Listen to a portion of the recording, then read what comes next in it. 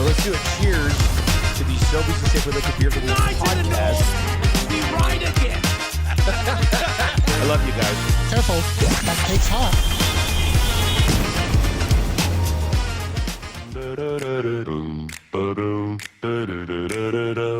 Gentlemen of the Oilers who wear the orange and blue, you forced a game 6 versus Ducks in Orange County.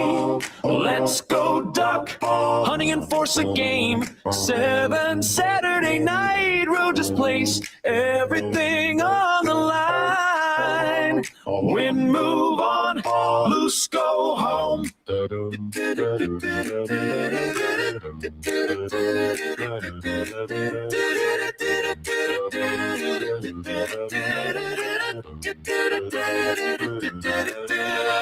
Gentlemen, all the Oilers who wear the orange and blue, you forced a game 6 versus Ducks in Orange County. Let's go Duck, hunting and force a game 7 Saturday night, Rogers Place, everything on the line. Win, move on, lose, go home.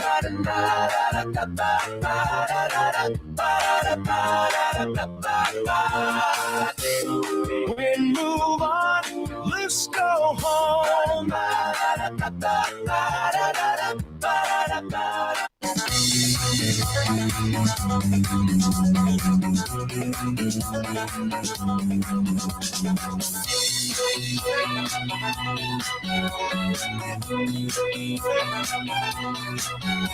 There is a certain man with chops upon his face. He is big and strong and finally found his place. Most players look at him with terror and with fear. But to Oiler fans, their eyes he brings a tear. He can skate about 100 miles per hour, full of anger and fire. But he's also got the hands and power that a fan base desires. Cassian shot the puck and it went in. He scored a goal, so we'll play the song. Cassian, he's missing teeth when he grins. He'll beat you up if you do him wrong.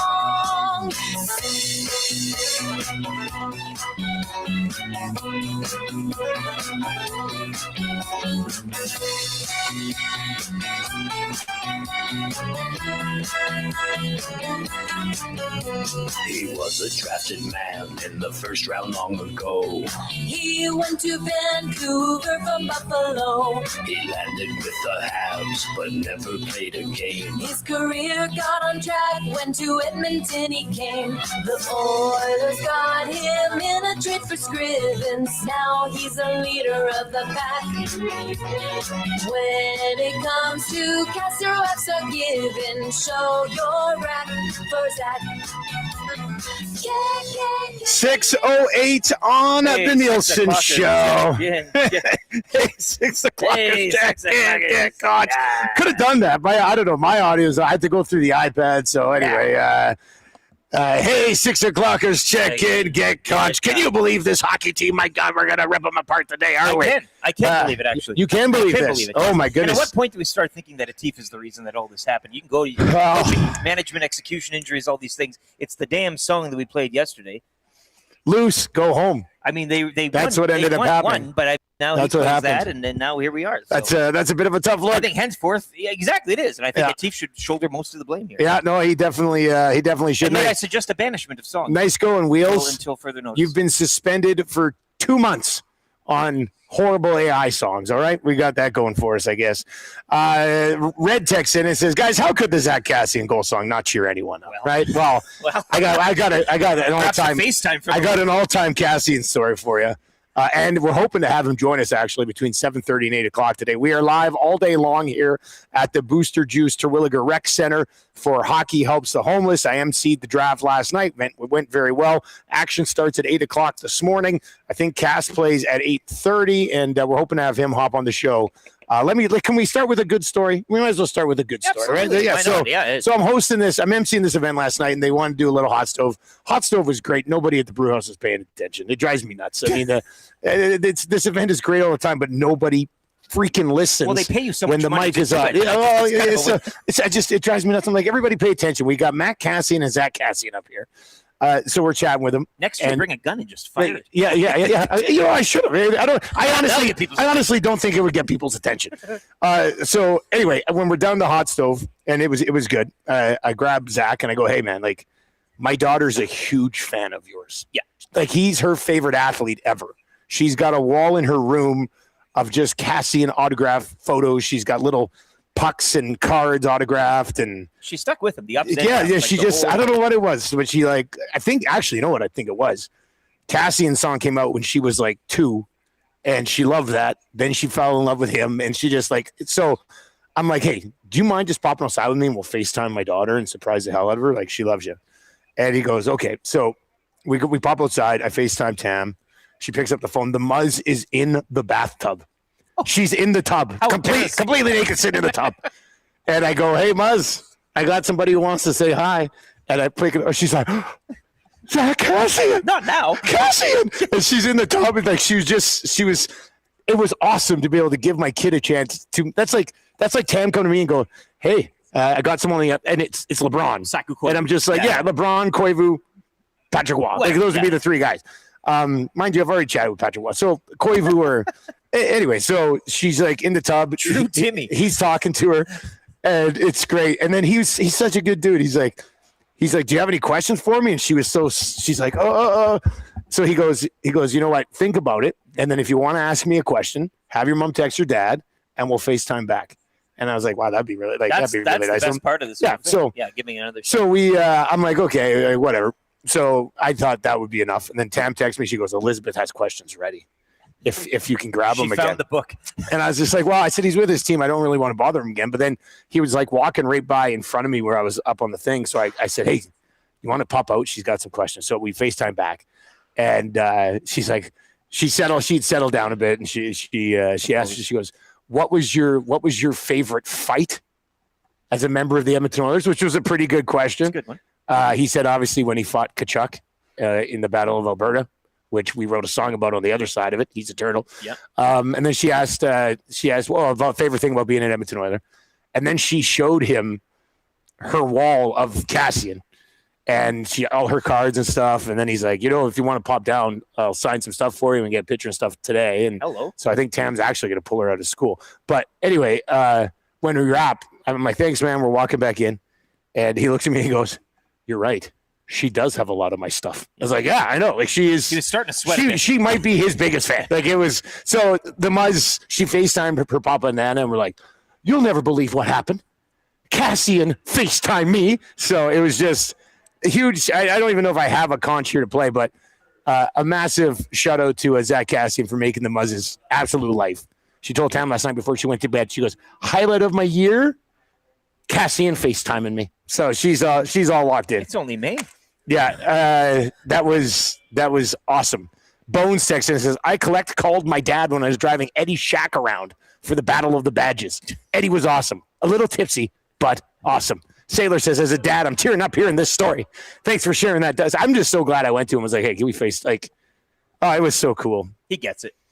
Unfortunately, the hockey team sucked last night. So we'll get into that. Nielson Show today and every day is brought to you by partners over at Weiss Johnson. Hey, if you're around Terwilliger today, swing on by. EST is going to be set up here all day. You can't miss us. And there's going to be a ton of fun hockey on the go here as well. But the Nielson Show today and every day is brought to you by Weiss Johnson. Whoa. If you need a new hot water tank, mine is working. It's beautiful. Along, yeah. Oh, yeah, it's great. If you need a new hot water tank, Weiss-Johnson.com. They're the best in the biz. Book an estimate today. You can text us. Even though we're on location, you can still text us in the old Paris Jewelers inbox at 780-218-9999, 780-218-9999. And Rick, I would say that that thing hasn't stopped from last night's postgame, which was a wild affair down at Hudson's White Avenue with Gazzola and Belzy. Thought there was a brief moment where Tommy was going to fight Belzy. I don't think it would have lasted long, but Tommy was very, very fired up last night. The inbox has kind of gone throughout the Like wee throughout the morning whole hours. night, like just, this yeah. one. Unsigned text, first ever. Could I please get a conch for Charlene at William Huff for 18 years of making Bruce look like a hero? 3:03 a.m. Like My just God, out of it. Bruce, you got to get your team under wraps. What the hell is the going only thing on? I can think of is Charlene. Charlene is texting in and being like, "Can I get a conch for me That's for probably saving the case, Bruce's ass?" 3:03 though. Like it has the Paris Jewelers inbox hasn't. There's stopped. been no nights. No night. The Paris Steelers inbox needs a little 2-month cool down. Yeah. Unfortunately, you're not going to get it. Nope. Because we got 8 weeks to dissect this debacle that we saw this season with this team. And a Lakers Rockets game. I'm going to set that up from you got a big Friday. from 8 until 9 tonight, or this morning, just Lakers Rockets preview. We'll get into that. One of your text messages will win the Royal Pizza text of the day. Order online today, royalpizza.ca, or visit one of their 14 locations in the Edmonton area. We'll lay out the show here for you quickly. We're going to get to your morning announcements coming up. Obviously, we've got your final Prolux Lighting morning after show of the season. Crack some packs for Wayne Sports Cards. I got some, so we'll get into that. Luke Gazdic, who usually joins us on Thursdays, is going to join us today. Very excited to hear what Gaz has to say about how that all went down. Play Alberta Early Bird Bet of the Day. We'll have to set something up there. That's a good for the Italian Center. And probably we're hoping to have Zach Cassian between 7:30 and 8 today. Kind of easy trivia. 3 questions too many.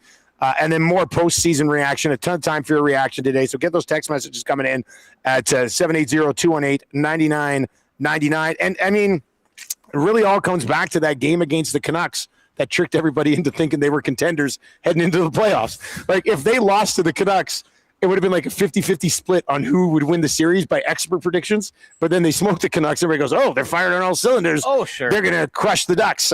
Guilty of it. I had the Oilers in 5. I was wrong. And, it was I a think most disappointing people series. were kind of on that side as well.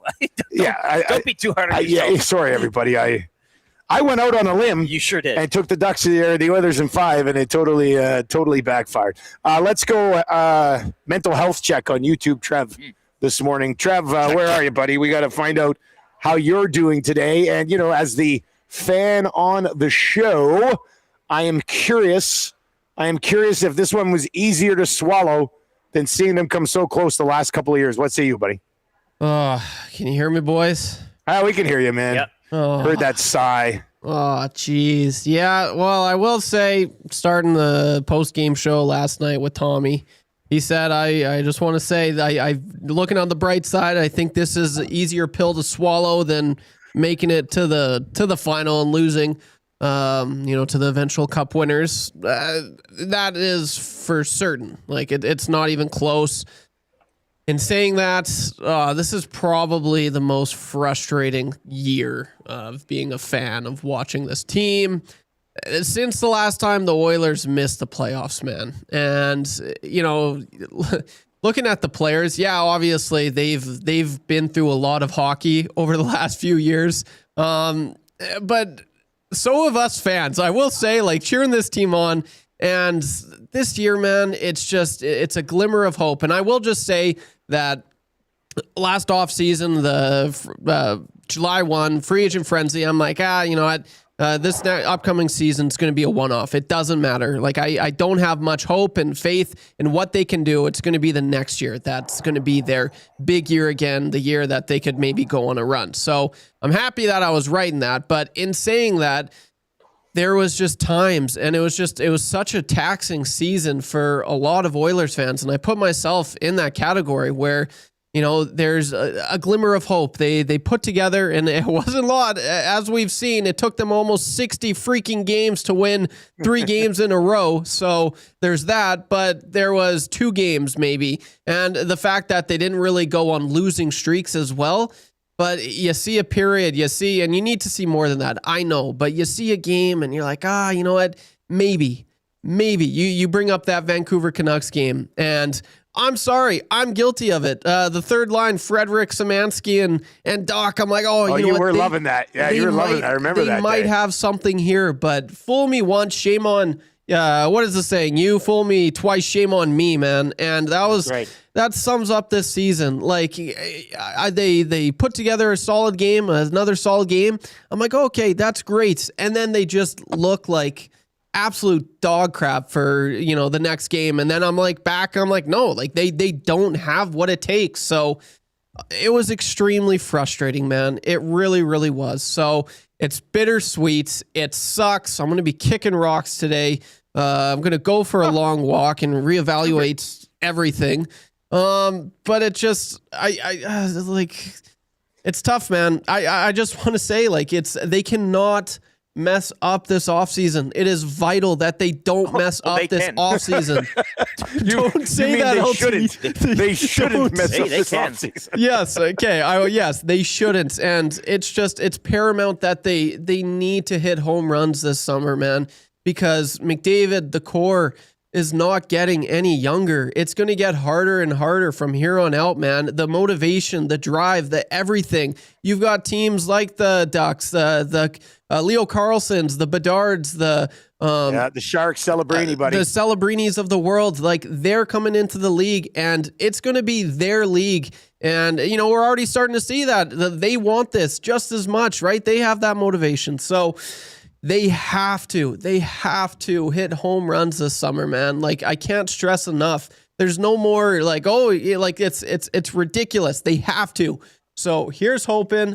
I like Jeff Jackson, Bowman. They're already on the chalkboard, the whiteboard, and they're already, you know, drawing up a plan for this summer, man, because they can't take a single day off. There's 3 letters on that board right now, Trev. NMC. Yeah, and how much are you paying Roslovic? Just no movement clauses all over the place. All right, Trev's obviously fired up. We want a lot of time for your text messages, but I mean that is, and we've got 8 weeks of off season now before free agency. Okay, so I mean I was already thinking about it last night. Since we launched Edmonton Sports Talk, all we've known in May and June is Stanley Cup final runs. So I'm actually. And some of you, I mean, you probably don't want to hear this morning, but I'm actually low-key kind of excited to spend a couple months picking this thing apart. At a very important time. That's the thing. It's not like just another offseason. No. So a couple of things. I've already kind of got it laid out. Where is it here? I laid it out last night. We got 8 weeks. So I think each week we can pick a different thing to focus on. Sure. Heading up to free agency. So for a week, we can do coaching. That's probably next week. We'll get into the whole coaching conversation with all of our insiders, and obviously off-season begins on Monday for GCL Diesel. I don't know if the 8 weeks will be enough. Well, this is the thing. So I've got a week on coaching, a week on management. You do that to 2, I think. A week on McDavid, just so you know, he's got 2 years left. Like, where's he at right now? He was banged up, but he also was not good in this series. Let's just call it. Played a lot of hockey over the last. Goaltending. We'll have to spend a week on goaltending. A week on the blue line, a week on all of their unrestricted free agents, and any other topics that you want us to hit on. We got a lot of time to dive into this. I know many of you are going to check out, but we're going to crank it up a notch because, and this is the other thing I wanted to get to, this is the most important offseason in the Oilers Connor McDavid era, undoubtedly. You're going to finally have a little bit of space. Mind you, if they were to bring back Roslovic and Dickinson and Murphy, that space and a goalie, that space kind of is going to go away pretty quickly. So you got to be smart with it. You can't just go all willy-nilly. But this is going to be a massive offseason. So here's what I want to do. I want to come up with something today that we can label this offseason. What is it? Like Operation Blank, the Blank Project. What is, so as we work our way through the next 8 weeks, it's like, okay, project this, operation that. So what is it? 780-218-9999. 780-218-9999. What do we label this offseason on the Nielson Show? Operation NMC. No. Operation No NMC. NMC. What do you think? 780-218-9999. Or if you're over on the nasty chat as well. We're going to get to it because that's, I mean, we've got some CFL starting up. NHL playoffs are going to continue. Hey, sports continues. Oh, yeah, exactly. I mean, there's a ton going on. That's what the S stands for. It's going to give us a little bit of room to have some fun with some drafts over the next couple months, too, which I'm not totally opposed to. But this offseason is critical. And I mean, we'll see what happens over the next couple of days, but I'm pretty sure the organization is going to let Jeff Jackson and Stan Bowman do it. Cook. And the bottom line is that this team has gotten worse since those guys took over. It just has. I mean, I very much have time for if the Jeff Jackson move never existed and they just extend Kenny Holland, who repaired Peter Chiarelli's issues, built a Stanley Cup contender, get shown the door, and now they've regressed. So there's a lot of time to have that whole discussion as well about Jeff Jackson and Stan Bowman. Operation but I Ripe think, Banana. see, no, that would have been a good one for Kenny Hall. Sure, yeah. But Operation what? 780-218-9999. Rams Riley says the offseason of George. Tapwater texts in and says, how about Project Hail Mary? Oh. A very popular movie right now. And so keep those coming in. Pat in the county says Operation Gron, as in get rid of nurse. Oh boy. Scuba Steven says Operation Atif's hands, because it's gonna be rough. Yes. That's pretty good. I mean, it's important for us to still kind of have a laugh today, but there's lots to get to. The 6 o'clock hour is brought to you by Ewell. They are your power play specialists. They've got the gear you need for next electrical project at 3 Edmonton area locations. You can order online anytime at ewell.ca. Ewell, your Edmonton-based partner in power and source for all things electrical. And, of course, your morning announcements are for Rundle Park and the short course. That opened up earlier this week. Great rates for juniors, seniors, and adults. Walkable par 58 course. Great family-friendly atmosphere. Perfect for all skill levels. Check them out on Instagram at Rundle Park SC. As far as the game last night goes, Rick, I thought it was kind of an unlucky first period. Like a couple of those goals were pretty friendly Anaheim bounces. Yeah. And I tweeted it after the opening 20 minutes. And we've said before, when the Oilers' backs are against the wall, they really sort of crank it up a notch. So after the first 20 minutes, I was sitting there going, a couple bad bounces. I didn't think they were awful. And I kind of had like a calm feeling. I was like, I don't think they're done. But then they come on the second period and they're done. That 2-goal deficit, as long as it was always a 2-goal deficit, you were feeling, okay, this is a team that they've been in this position before. And I know we'll get to the morning after show, but Terry puts that one in close to the end of the second. And you're kind of feeling, well, this could be good. Yeah. Bush could have handled that a little bit better in the neutral zone. This was a guy that you insinuated to yesterday in the Orange and Blue Breakfast to have a game. Well, I mean, he needed to have a game like he had in Game 5 if they're going to win that hockey game last night. Yeah. McDavid and Draisaitl were fighting it a little bit last night. I mean, if I had the conch today, we're on location, I would hammer it a million times for Vasily Podkolzin. Like, even in the third period, Podkolzin was still trying to create stuff. Podkolzin and Kapanen were really the only guys who were even remotely close and in the offensive zone for the entire third period. But therein lies part of the problem. Yeah, well, yeah, exactly. Now, look, like Benny, or if you didn't watch a post-game show last night, you should definitely go check that out. It's available over on YouTube and then obviously any podcast platform. But there was cruising over 1,000 people for most of the show last night. They wanted to fight. And Tommy and Belzy definitely took different angles on it. But I honestly believe that, like, Tommy wasn't wrong, but I thought Belzy was right. Like, it was basically Tommy last night, if you missed it. And Gazzola will be around today. He's playing in the event, and he'll be doing hangout and oil stream stuff. Tommy was basically saying they weren't a good team, and then with the injuries, they were done. And Belzy was saying that he didn't think they were invested in the playoffs at all, which is true on all fronts, I think. They got kind of animated between them, but if you look at it, they were basically middling all year. Got into the playoffs in a god-awful division. And then, Hyman comes back from an injury. Draisaitl comes back from an injury. McDavid suffers an injury. I get it.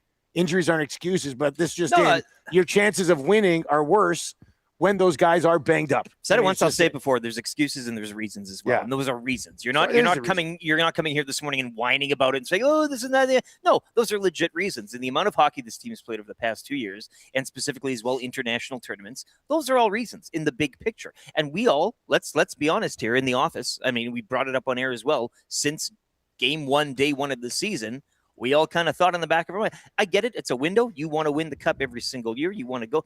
But you identified this year as perhaps one of those years. We did say step back here. Yeah, you're right. And I will say, and I know we all thought, well, it's the Pacific. They'll at least get to the conference final. I'm not so sure. Sometimes, and some of the change that you want enacted here, maybe it does take going out in 6 in the opening round to an Anaheim Ducks team. And full credit to them. But maybe, just maybe, losing out this way instead of winning a couple rounds. And, I mean, what do you want to do? You want to go and get the wheels pumped off you by Minnesota in the conference? Like, I think a loss in this nature, in this fashion, this early, might enact some of the change a lot of you are hoping for. That's what I'm pulling out of this. Yeah, look, they've been close. He's right. Like in October, I was saying all the shows, we were all saying, this could probably be a step back year. You still have hope. Yes. But I also understand people who watch this bloody team, and whether you're banged up or not, and this was the point Belzy was trying to make last night, tell me at one point, if you watch any of the other playoffs, tell me that this team was physically, and I would even say mentally engaged in playoff hockey. No. Because the bottom line is, it wasn't. It wasn't even remotely close. Like, they looked like the entire Oilers effort, the entire bloody series, and we talked about this going into Game 5, if they don't get engaged, it's over. The entire effort, the entire bloody series was nothing different than a regular season game. And yeah, we can say, oh, guys are injured and stuff. Yeah, but I think some of the effort wasn't there either. Yeah. So there are various reasons that you can be pissed off and fired up about this team. That's why we're here for you. That's why we're going to continue to hit it with Operation Retool or Operation. I don't. We'll get one. We'll find one. The salvage mission. Like I don't know. I don't know what it is, but we got to have a handle for the next couple of months leading up to free agency. Could there be some moves in the next week? Like, what are they going to do with non-block? We're going to get into all of that as we continue to work our way through the show, and all of the next. I mean, to be honest with you, the next 2 months should probably be our, like, numbers-wise, you don't want to check out because there is so much to discuss and there is so much to figure out what they're going to do here. And, I mean, I don't know how panicky the ownership group needs to be. I don't think the ownership has the right people in his ears either. And some of those takes might come out over the next little while as well. But we're going to dive into this game a little bit more coming up with the final Prolux Lighting morning after show of the season. And of course, we're on location. I don't have the Prolux Bright Light of the Night trophy. Well, but it is still makes me sad. It's somewhere. We are gonna get to text, so keep them coming in. I promise you. What do we got the rest of the show here after 6 o'clock hour? We got Luke Gazdic, and we're hoping to have Zach Cassian. And outside of that, it's a lot of Muzz text. doesn't take up too much of his time. Yeah, exactly. If you save some for us. Yeah, it was a tough look when I got Zach's number, went and bought Muzz a phone, and just put that number in it. All right, if you're listening over on 95.7 today, tell your friends that we got you covered for the next 2 months leading up to free agency. And like an all-time offseason. There is no room for error for a group that has made multiple errors. So that's going to be kind of interesting, I guess. If you listen on 95.7, a couple of minutes of commercials, quick traffic update, then you are back with us. If you're on any of our online platforms, if you're over on YouTube today, and there's a bunch of you already there, please sub to the channel, especially if you're intrigued by what's going to happen over the next couple of months. Already changing 100. Let's blow through 200 here right away as well. Eric's got a sports update for you if you're on our online platforms today. That sports update is brought to you by Paramount Flooring. Are you ready to treat your feet? Visit them in-store at 10707 184th Street on the West End or online at ParamountFlooring.ca.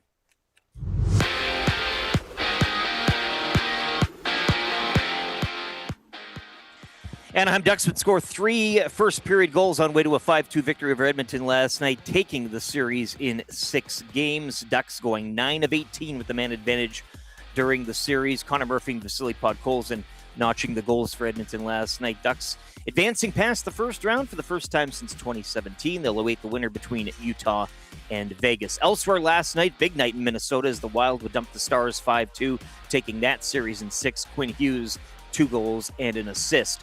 3 games in the Stanley Cup playoffs tonight. Montreal will look to finish off Tampa at home. That gets underway at 5.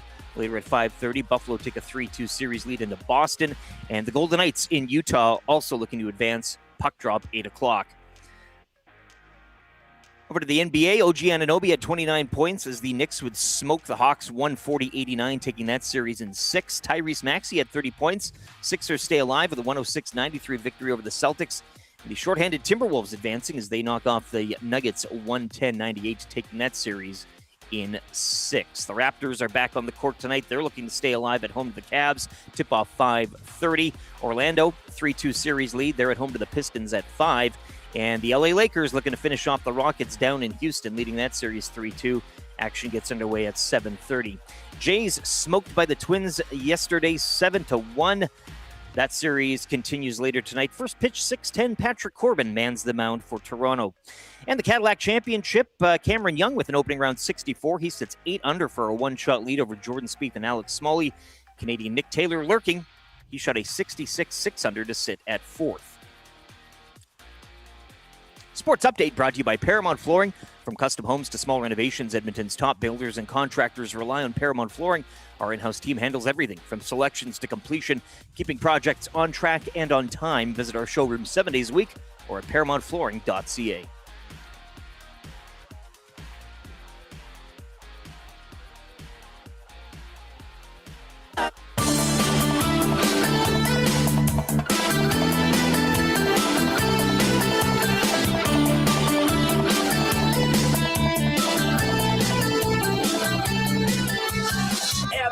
And Taylor Hall, he came in and moved them all. 1 for 1, the deal's done. Bobby Mack let us know. Ryan Strome, he lost it twice. Drake from Manning was not nice. 2 good picks, they went for Griff. He just had to go.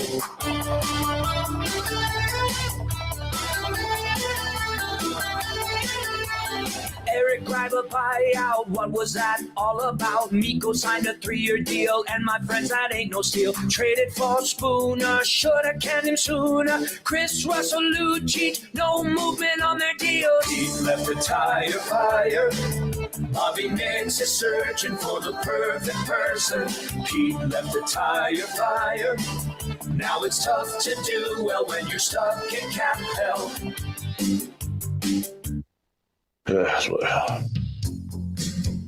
Eyes. You know what? I saw it in his eyes. Eyes. It's fun to watch his eyes. Eyes. And, he narrowed his eyes. He's been a horse. His eyes narrow. I saw it in his eyes. I've been meaning to tell you. I've got this feeling that won't subside. He loves his eyes. I look at you and I fantasize. Eyes. It's going in the net. You're mine tonight. Horse eyes. People were highly critical of his eyes. Now I've got you in my sights. His eyes narrow. Eyes. One look at you and I can't disguise. I've got hungry Eyes. I feel the magic between you and I. Eyes. 6:37 on the Nielson Show. Nielson Show songs like that one are brought to you by Sportball. Now that the Oilers are eliminated, you can spend time with your kids this spring. Spring is the perfect time to get kids active, try new sports, and build confidence. Multi-sport programs introduce soccer, baseball, basketball, football, and more.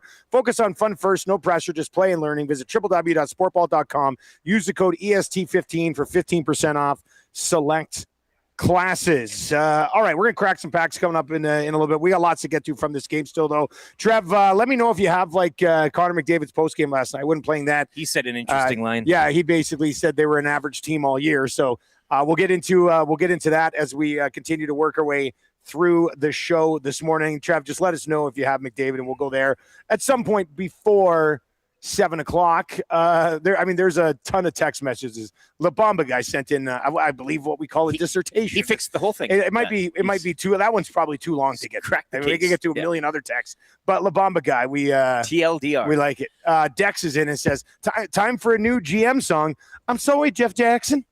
This team's not for real. I mean, like I said, we're gonna have a lot of fun over the next couple of months, which should be good. The last couple of springs, we spent the show building them up, and this spring we'll spend the show tearing them down. Might I say, put them on the hoist? That's a good project. Get them on the hoist. Hoist. Look. Yes. Project hoist look. All right, so keep those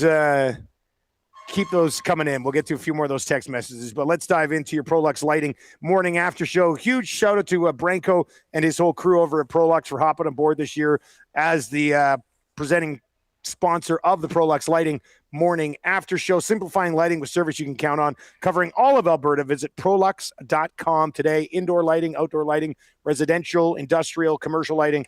They've got you covered on all fronts at Prolux Lighting, and hopefully they'll be back with us next season, which of course is going to be a championship campaign. Somebody did mention, though, in the chat or on the text line. I'll just hit it briefly, then we'll get into Prolux Lighting Morning After Show.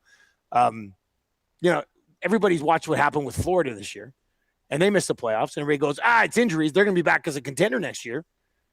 I mean, technically, could you say that about the playoffs, at least with the Oilers? Some injuries, they'll be back next year? Yeah. Florida did it right, though, and didn't try to. Yeah, Florida has a top 10 pick. They saw themselves in the mirror, and they're like, okay, this is what we are. Well, we'll play to the game. Yeah, I guess it's not.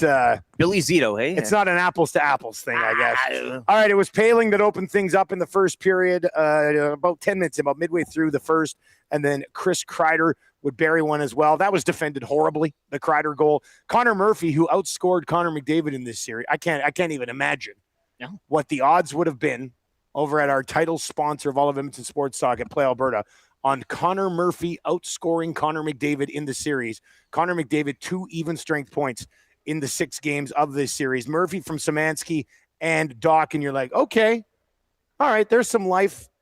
They're back in it. And then Cutter Gauthier would make it 3-1. Troy Terry late. Can't happen. After the Hyman kick. I know. Which was the most kick. obvious kick. But if you could have got a stick, if that would have good work, Trev. There it is. If those 2 sequences, right, like that moment. Yeah. And again, the whole game, when they were down 2, you're like, okay, this team's been down 2. 2 is okay. And you had the tweet saying that. But, I mean, not having that goal, which, again, it was kicked in, but then Troy Terry to get that one. And then Podkolzin would score his 3rd of the series. He did this crazy thing that we didn't see enough of from the team in the playoffs, and that is go to the front of the net. He was just standing there, and it went off of him and in. And then Carlson with the empty netter, if anybody was going to seal it away, very likely was Leo Carlson. I mean, he was pretty damn good in this series. What is your EST big moment that happened, buddy? Well, and I know, and I'm saying 2-goal leads and everything in Podkolzin. I mean, you started the 3rd in great fashion. I mean, that's how you want to do it. Buck 13 in, and they cut the deficit to 2 once again, but I am still going back to, the Hyman incident, and you get that, and now you're kind of like, okay, it's late in the period, and vibes starting to turn, and you're a goal back, but Troy Terry gets one, make it 4-1. I know Podkolzin got that to start the 3rd, but I'm just going to go to that sequence of the Hyman kick and the Troy Terry goal to make it 4-1. Yeah, the Terry goal is, that's the backbreaker. And I know you could argue, like, 3rd period started, Podkolzin got there back to 2, but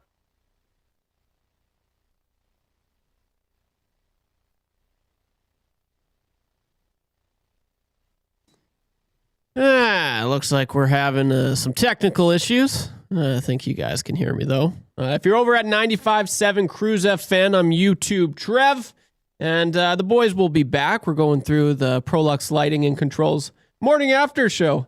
Oh, there we are. We're back. How's it going, boys? I got you. Don't worry. Well, I'm not going to let them... I know. Sit there and be quiet, right? 2 seconds, and it just comes back, and it just see Trev's big sit and stare. It was like 10 seconds. Was it 10 seconds? I didn't realize it was 10 seconds. Sorry, buddy. Hey, shout out to Trev. For getting that done. Look, the Troy Terry thing is the big moment, but they didn't deserve anything better in the second. No, right? They deserved to be down by that many going into the 3rd. It was another second period in which they just weren't engaged. So that was not good. That was not good at all. So, super stat of the night, buddy. What jumps off the page for you? Well, once again, it's tough to look away from special teams this whole series, and specifically last night, 1 for 2 with man advantage. Oilers getting no power play chances last night. So, special teams 9 of 18. I think the Ducks cashing in this series. So, I mean, that was a tale of the tape if you want to have one. I know a lot of people talking about McDavid and Draisaitl and shot totals. I don't believe. I mean, again, going into their status and everything like that. But you can look at individual markers and whatnot, but I think special teams was a theme throughout this series and certainly last night again. Yeah, I mean, the one super stat that kind of sounds, it's not a super stat, it's a terrible stat, but like Bush, Hyman, and McDavid were -9. Yeah. Like the Oilers did not lose this series because their goaltending sucked. Their goaltending was just as good, if not maybe slightly better than the guy at the other end. Mm-hmm. They did not lose this series because their bottom six didn't impact things. They lost this. Well, first of all, they lost the series because their penalty kill. Their penalty kill was god-awful. Somebody tweeted at me last night and said this was the third worst penalty kill in the NHL playoffs since 1977. And not to an all-world power play. No, I mean, you could almost be forgiven power if it was, play. Yeah. This is not, oh, well, you know what? They played Ovechkin and Backstrom and Mike Green. Like, that's not what this was. No. It was so the penalty kill's the reason they lost the series. As much as we want to bitch about everything else with the team, if their penalty kill is even 50% better, there's a pretty good chance they win the series. Like the penalty kill was absolutely atrocious. But the number two reason they lost it is because the big guys, McDavid, Nuge was sort of Bush had good games. Last night wasn't one of them. You needed more from those guys, I thought, compared to what you usually would get from them over the last couple of years. So 3 stars of this game last night were old man Biff Tannen, Troy Terry, old man Biff Tannen, that's Jackson Lacombe, and Chris Kreider. Who's your 4th star of the game last night? Colson. Good, give it to him. You got it. I mean, there's really no other place to look. You could probably pick another Duck. I like to go with Oilers usually most of the time, win or loss. So it's Vasily Podkolzin with a bullet for me this morning. 5 hits, 3 shots. He got the goal as well. So yeah, it's Podkolzin all day, all night. 38th star of the game last night. Well, you mentioned a few names there. I'm sure you could I pick did one of mention those. a few names. I mean, it'd have to be one of those, right? Like, I don't know who. But Ingram wasn't great.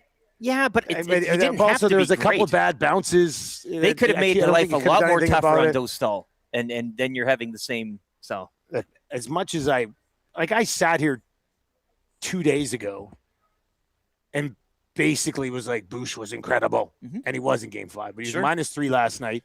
Had a turnover at center ice. 1 shot that basically sealed the game away. Had 2 giveaways. 1 shot. But I'm going to give it to the whole freaking team. Darnell Nurse last night. Anytime he touched the puck, it might as well be a live grenade and blow up. Like in the third period, there was twice they got it to him at the left point, and both times he just made boneheaded plays. There's no other way to go about it. Which is why you need to bring back Connor Murphy. He just threw it randomly through the slot to nobody. Like you are, how many years is he into his career? 13, and you get the puck at the blue line and put it on net, man. Your team's down 3 goals. Put the puck on the net. Well, I think you did, but it's the wrong net. But you're passing it to nobody. Like it wasn't even like, oh, that guy should have had that pass. They were literally. To me, it almost came across as dump-ins from the left point into the right bloody corner. So, yeah, Darnell you know Nurse what? I'll go Darnell Nurse. I'll go the entire group with the exception of Podkolzin, but more towards Nurse, I guess, if I can. It's kind of how the season should end, like this whole debacle here. Bright light of the night. There's the it's the bright light of the night. Do. You need Prolux lighting in your life. The bright light. It's the bright light of the night. Jeff moved it up. Podkolzin. Yes.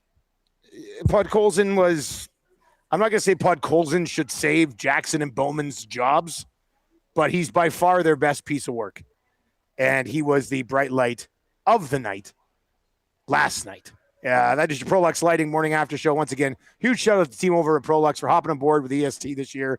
Hopefully I know they enjoyed it, and hopefully we can get you guys back for next year. Tails texts in and says, I think next year will be Darnell Nurse's best year. He finally figured it out. Hashtag Positive Friday. What, he waves? I'll say this. Is that the figuring it out? We don't do the Positive Friday thing around here. You've come to the wrong place. We are going to continue to discuss what you want to discuss today. And, I mean, I know last night a bunch of people texted in and said this offseason plan should be called Operation Move Darnell Nurse. Yes. How? That's how he figures it out. He controls it. Figuring out to wave. He controls it. I mean, I guess, Bowman could give up 3 firsts to have somebody take him at 50%. But that's going to be a tough pill to swallow. I'm not too sure what happens there. So yeah, 780-218-9999, 780-218-9999. Tube Socks texts in and says, I read somewhere that defensemen don't really hit their stride until 820 NHL regular season. Is that where games. we've moved it? The needle has been moved? That's pretty funny, actually. That's Tube Socks. That's good. That's some fine work right there. You're usually like a Macromella intro guy, but that's some fine work. If you are watching on YouTube today, we are 58 likes away from changing 200 here, and there's a bunch of you watching right now. Please sub to the channel if you haven't already. If you're here because you're frustrated about the team and you want the team fixed, we are going to be a voice for you over the next couple of months. And you know what's going to happen here is they're going to – and I'm not saying Knobloch, was brilliant by any stretch, but I totally feel a Knobloch scapegoat coming from the way the organization's handled things. Yeah. And they'll just run it back. They'll just run it back with, injuries. We'll give you a fresh coach. Jackson and Bowman know what's going on here, and it'll all be fine. But can I throw this? And this is before I say this. I want to make it clear that this is not me running McDavid and Draisaitl out of town. Okay, those two guys are obviously staying. They need to stay. You want them here forever. So do I. You have to have them. But since 2015, like the Connor McDavid era, this organization has had how many coaches, has had how many goalies, and has had how many cores? One. They have to find a way to mix that up. And it's not McDavid. It's not Draisaitl. It's Nurse. God love the Nuge. He's on a decent contract. So, I mean, I guess it's Nurse. But it's Nurse. But what I'm saying is, go ahead, run it, change the coach again. Go ahead, change the goalies again. They do that all the time. And the constants that are here have come close to winning a Stanley Cup. It's not the case this year. If you believe that a healthy, rested team, I think a healthy, rested Connor McDavid could have an absolutely insane season next year, which could go a long way for the group. But I just don't know if like going around and doing the same thing over and over and over again accomplishes the final goal of the organization, which is not to finish second in the playoffs. It's to win in the playoffs. So you can give Connor McDavid 6 coaches, and you can give him 8 different number 1 goalies, but it's that group that might need to be mixed up somehow. And it's going to be tough to do because you've given them all full control of how that's going to be handled. So it's probably going to have to be some things around the edges, and then hope that it's a healthy group that was better than they were this year. The only thing with Knobloch is we've seen him bump into Paul Maurice now in back-to-back finals. We've seen him bump into Joel Quenneville. And I think that's where a lot of people, it's not so much he's a scapegoat, but maybe he's just in these moments against certain coaching staffs doesn't have what it takes to get them over that hump.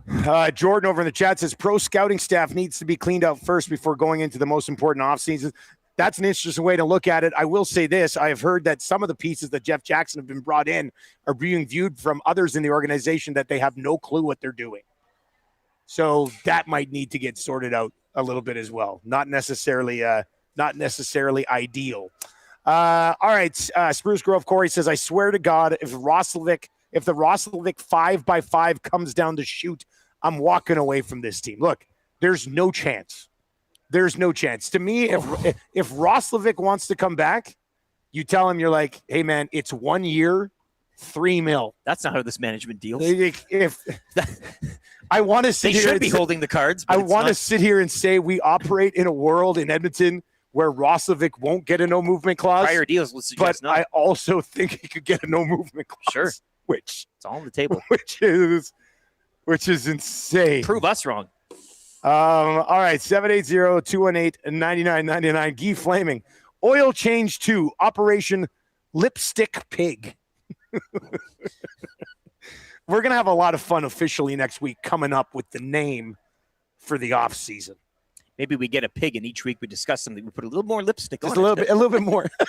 Oh, actually, that's not bad. By the draft or free agency, it'll be fully done up. Yeah. Lips absolutely covered. I'm thinking operation something or project something, but there's probably something even different and cool that we could come up with. We'll too. find So, it. usually the nasties deliver. Usually It's the in here nasties deliver, so that's good. Andrea from Calgary says the off season should be called Operation No More Loosing. We need. Okay, yeah, I don't mind Project Bounce Back. sure. There's something there. Pat in the county says if they give Roslovic a 3-year deal, I'm jumping on the Sharks bandwagon for a few years. Well, and this is interesting too.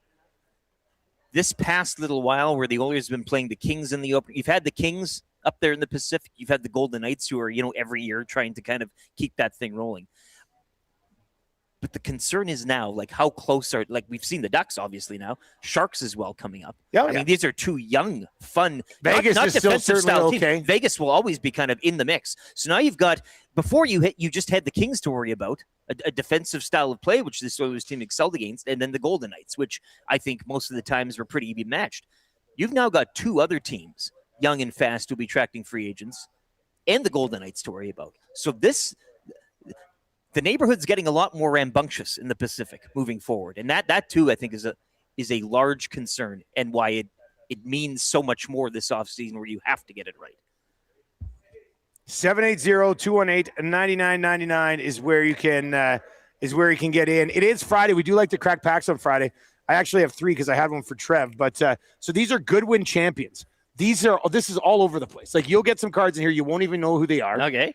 And then there's also, like, you could hit MJs and LeBron autos. It's literally all over the place. I don't think we've ever done these. And the Crack Pack is brought to you by Wayne's Sports Cards. Swing on by Wayne's, right next to the Italian Center, just north of West Edmonton Mall. They've got that awesome location. They've been in for about 6 months.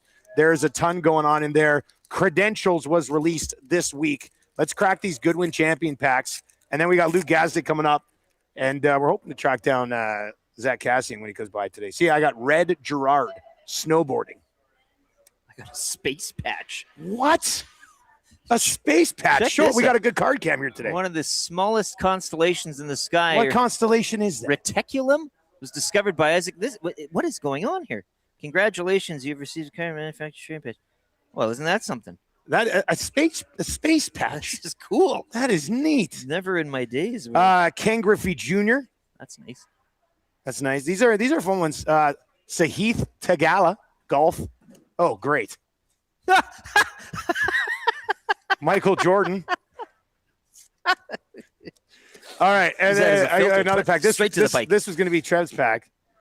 Marjan Beauchamp, Olga Carlin, fencing.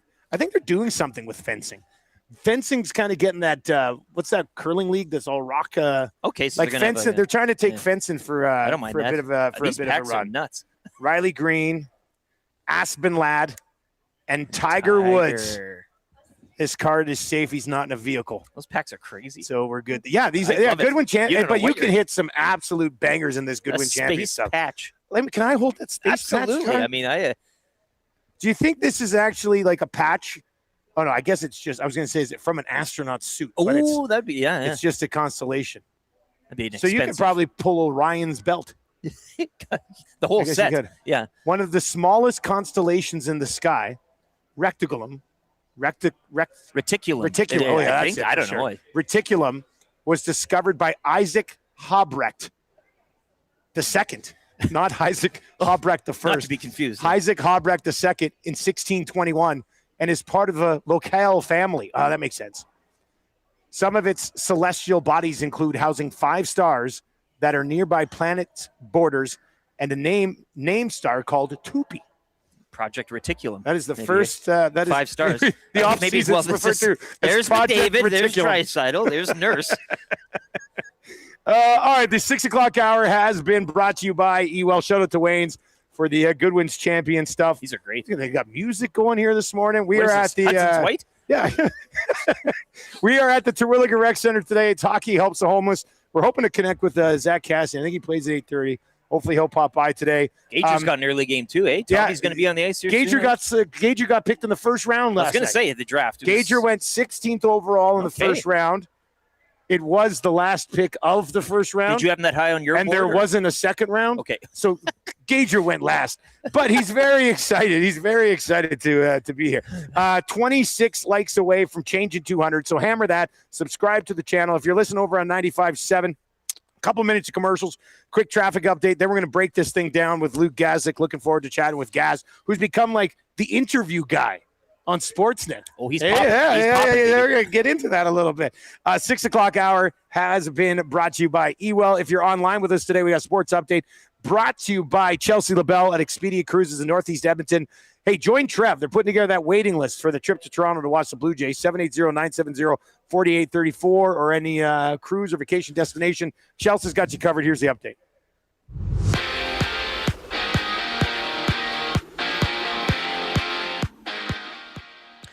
Oilers bounced in 6 games last night down in Anaheim as the Ducks would defeat Edmonton 5-2.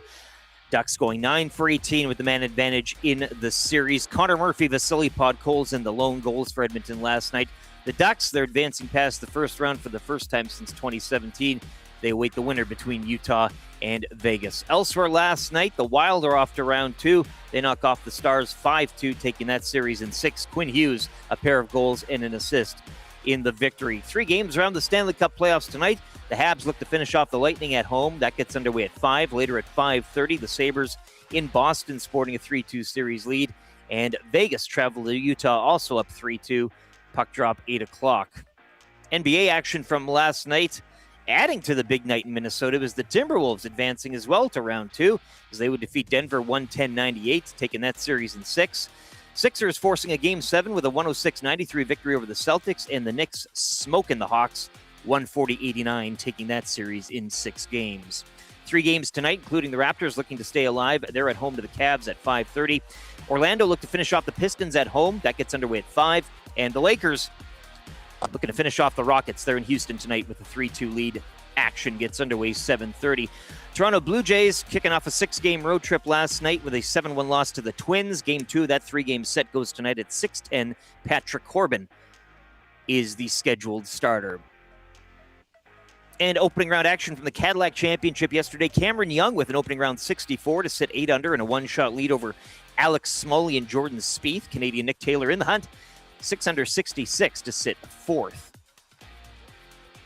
Sports Update brought to you by Expedia Cruises. Join YouTube Trev for the best trip of his life, the weekend of Blue Jays baseball in Toronto, July 17th to 18th. Contact Chelsea LaBelle at Expedia Cruises, Northeast Edmonton to join Trev and get on the wait list. Call or text 780-970-4834.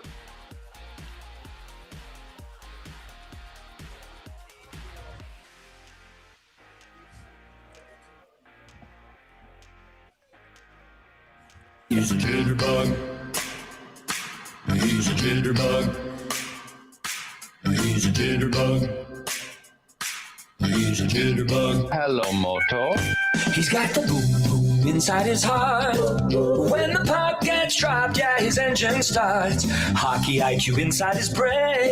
He loves the nudes, cause they think the same. But something's bugging you. He's got no size, that's okay. He's got that look in his eyes. He's just streaking down the ice. Fans are shrieking cause they wanted him to score twice. Another goal for Yamamoto. He's got the goal, he's all saying, oh no. Another goal for Yamamoto. You don't want to miss it when he plays with Dry. Another goal for Yamamoto. He'll get help, but he'll just do it solo. Another goal for Yamamoto.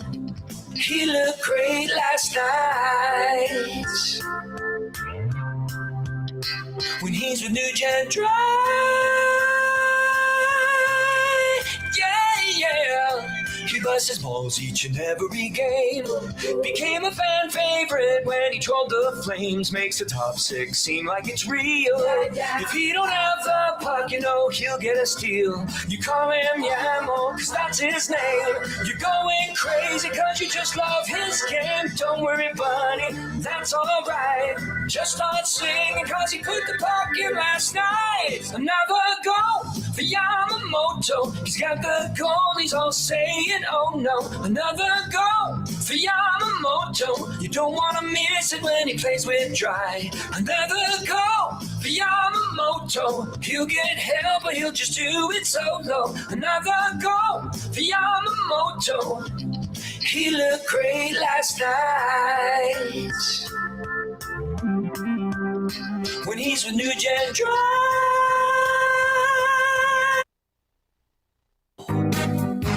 Oh, baby. Yeah. Oh, listen to this. 18,000 watching every night. No more staph infection, so you can take flight. It's okay that you don't shoot right.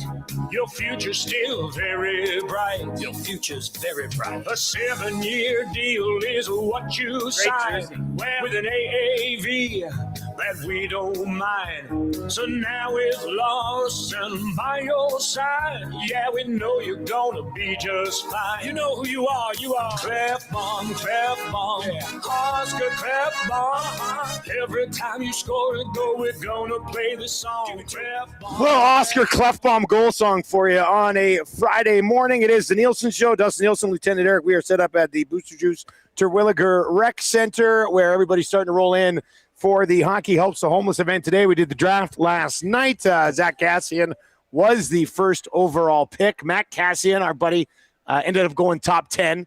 And then Gager did round things out, got selected this year. He was undrafted last year, so he was actually pretty fired up about that. The Nielsen Show today and every day is brought to you by Weiss Johnson. If you're looking to get a new furnace right now, get the new Train furnace. You get 15% off any additional mechanical system. If you do it at the same time, visit weiss-johnson.com, book an estimate today. How about getting one of those 50-gallon hot water tanks like I did week ago today? Yeah, treat yourself to a hot water tank. In fact, the tens of thousands of dollars you're going to save on Oilers playoff tickets, you could get a new furnace and a new hot water tank if you want it. All right, the 7 o'clock hour is brought to you by GameSense. When gambling, set a budget before you play. Stay informed and visit GameSenseAB.ca to learn how. Remember, if you gamble, use your GameSense. We're going to have Gazdic coming up right away. Play Alberta early bird bet of the day. We'll dive into something there. That's a good for the Italian Center. And then more of your reaction to the Oilers being eliminated in 6 here in the first round to the Ducks. And we're hoping to have Zach Cassian pop by maybe a little bit later on in the hour as well. All right, Luke Gazdic is our GS Construction Hockey Insider and Analyst today. For more than 5 decades, GS has been proud to serve our communities, and once again, they're hiring now. GS is looking for experienced top men, pipe layers, and operators. Visit gsconstruction.ca. Click on careers to find out more, and he joins us on the Firehouse Subs hotline. Although, I have to say, let's bring in Gaz here, Trev. Maybe you should be interviewing us, Luke, because of the job that you've been doing here with Sportsnet. Look at this big interview guy. How are you liking that, man? Buddy, I learned everything from you guys. It's been great, man. They've needed some extra guys, and they made a little bit of a decision to throw some old, former players to do these interviews. It's been great, man. Honestly, a little disappointed. We banked 5 of them, and I think now 3 are just gonna go in the vault somewhere. Yeah, but it was cool, man. We finished with McDavid, and as soon as we were done, 2 days later, my producer was like, "Hey, let's go to Raleigh and let's go get your other roommate." So we just. I figured that's when you said you're in Carolina. I was like, he's talking to Halsey for sure, and he had a great first round. Taylor Hall did. Man. Yeah, he did. Yeah. You know what? That Hurricanes team is unbelievable, by the way, and it grew on me so much just being there and being around the group. They're like a family over there. It's almost unlike any other NHL team I've been around, to be honest. They are, it's so close. You can tell the culture. You can tell how much they just enjoy being around each other. And then you watch them practice and you're like, oh my God, this is the fastest hockey team I've ever seen in my life. Nobody is going to keep up with them. So I don't know. They opened my eyes for sure. But honestly, it's been a blast. Like I said, disappointed you guys don't get to see them all. It sucks, man. Sucks. It does suck. I mean, that's the vibe in the city today, that it sucks. But also, Gaz, you watch that series, and they really didn't deserve any better, did they? The Ducks were just the better team for the majority of that series. I think we just have to sort of sit here and admit that. And I think when you look at this team and you think about their run before we went into it, you always thought that it was going to be goaltending. You always thought it was going to be on the heels of a goaltender who didn't have a great performance in a big game. That wasn't the case at all. I thought the goaltending was great. Both those guys played great. Like, yeah, he let in 3 last night. I think 2 empty netters, but like I thought Ingram played great last night, and I never thought it would be the team on the ice. That was where I was a little wrong on. It's like this young Ducks team, man. They walked in and they just outplayed them. Like flat out, they just outplayed them. This Jackson Lacombe, I don't know what lab he was built in, what lab he was made in. This guy's going to be the best defenseman in the Western Conference for the next 10 years. Watching him keep up with I know Connor's probably injured, but watching him keep up with 97 full stride, like the stick, the offensive side to his game, that Ducks team, they're going nowhere. The Sharks are only getting better. Like it's like these teams are coming. So I think it's a bit of a wake-up call. You know me, man. I'm glass half full all the time. Like, this is probably the best thing for them if they're not going to win. Get the guys healthy and all that, but it sure is disappointing. You talk about players, Luke, and obviously, I mean, they're on the ice executing, but fans want a pound of flesh this morning. You look at the past 2 Cup finals. It's Knobloch v. Maurice. Maurice gets the best, and now he's running to Quinville here in the opening round. So likelihood, or where do you come out on fans wanting a coaching change, and how likely and how should likely that be happening this offseason? Listen, all I'll say is, like, when guys don't meet expectations, when teams don't meet goals, things change. Something's going to change, and I don't know what that is. I don't think it's management, but you never know. You never know what they're going to change. Like, Daryl's probably not happy. Like, things have to change, whether it's on the ice, that's for sure, first and foremost. But it always seems to be the head coach. That's all I'll say. He usually seems to be the first guy to go. And if they were looking to make it, like, that's usually what they do. But something's going to change, because obviously when you don't hit where you're supposed to, things are going to be different, man. I don't want to try to simplify the way that they lost too much, but guys, we're talking one of the worst penalty kills in NHL playoff history. How do you, like, through 6 games, how do you not improve in that element of the game? Like, it never got better. It's basically 50% the entire time. I hate looking back on the last couple of years, but I feel like they missed this element of speed in the middle of their lineup. And those guys in your middle 6 down to your depth usually kill penalties for you too. So that, I don't want to rub this rune, but we're talking guys like Dylan Holloway and McLeod, and guys that were in the middle of your lineup that just buzzed at even strength. I felt like they missed a third line that was dependable. Like, they were just getting there. Like, I feel like Dickinson was just getting his feet.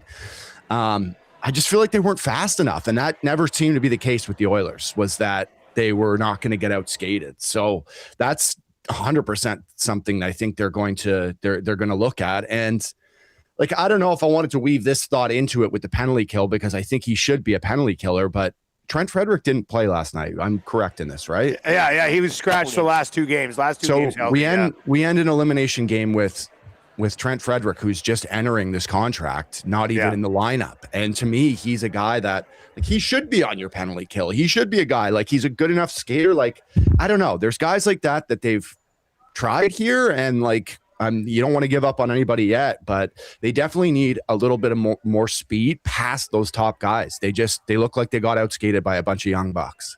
Luke Gazdic with us on the show this morning. He's our GS Construction hockey insider and analyst on the Firehouse Subs hotline. What do you think it does I don't know. Like Connor McDavid last night, the quote was, "We were an average team all year."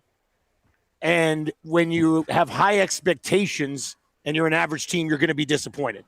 And I think, he nailed it. Like, they were an average team all year. But when the captain comes out and says something like that, is that, like, if they were sitting on the fence with a management thing, or they're sitting on the fence with a coaching thing, do you think when Connor says, "Hey, we were average all year," do you think that creates more of a sense of urgency than if he doesn't say that?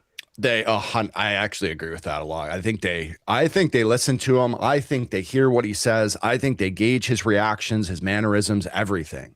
He's the driver, and he steers this thing. So I would imagine, dude. They're leaning on him for whatever his thoughts were. What was the stat until, like, I don't know, 10 games left in the season? They hadn't won 3 games in a row. Was it 3? It took over 60 games to win 3 in a row, and they only did it twice in the regular season. Now, the other thing is, though, and this is why they were so average, they also didn't lose like 5 in a row at any point in the year. They just like won 2 right games, there. lost 3, won 1, lost 2. Like the entire season, there were no heaters and there were no like major slumps.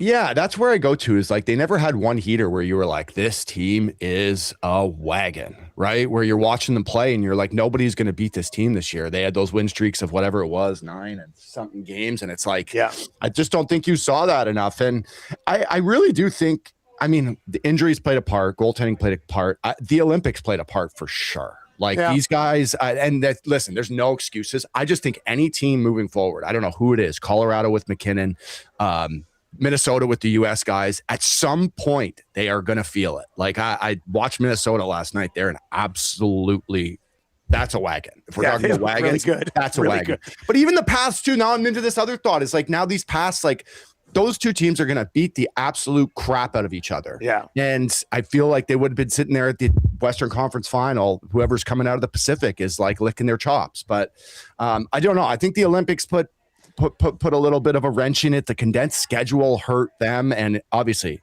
no excuses, but I just think it hurt them more than it did some other teams. Our post-game show last night was pretty good. Bells, we had Sean Bell with Tom Gazzola last night, and Bellsy was, I mean, Tommy basically said, look, they weren't Was a good Tommy team. fired up? Oh yeah, Tommy was more fired up at people who were chirping him in the chat than I think he was about the team. Yeah. But Tommy was fired. Tommy was basically laying it out, and I kind of agreed with both of these guys last night. Tommy laid out and said they weren't a good team anyway. They weren't going to go on a cup run, and they were hurt. And then Bellsy, played. Obviously, he's sitting there going, yeah, but they also didn't engage like you would think a playoff team would engage. So I mean, I got time for both of those discussions, and like watching this series, you've watched all these other series. We've all watched all these other series. Like to me, the Oilers just sort of they were in a regular season gear in the playoffs as well, weren't they? Like, is that unfair to say? Like, no, I could agree with that because you just look at the pace. If you watch the other series, you'll see it. It's night and right? day. Like, it's night and day. You turn on another series, doesn't matter if it's the East or the West. You go watch Montreal and Tampa. You turn on Minnesota and Dallas. You turn on Philly and Pittsburgh, that 0-0 game. Like the pace is, and these guys are freaking flying around. You're right. I just don't think they hit.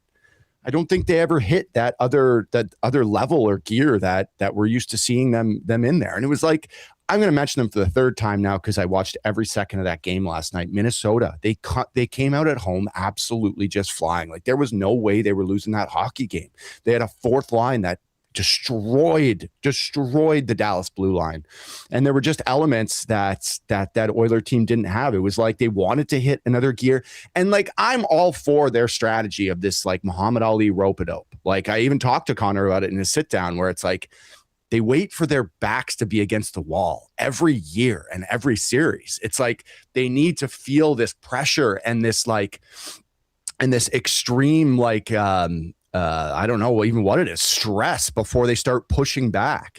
And it's just like, it doesn't work all the time. Even like last night where it's like 4-1, they score 4-2. You're like, oh, okay, here we go. They're just going to do it again. They're going to win 5-4. We're going back for 7.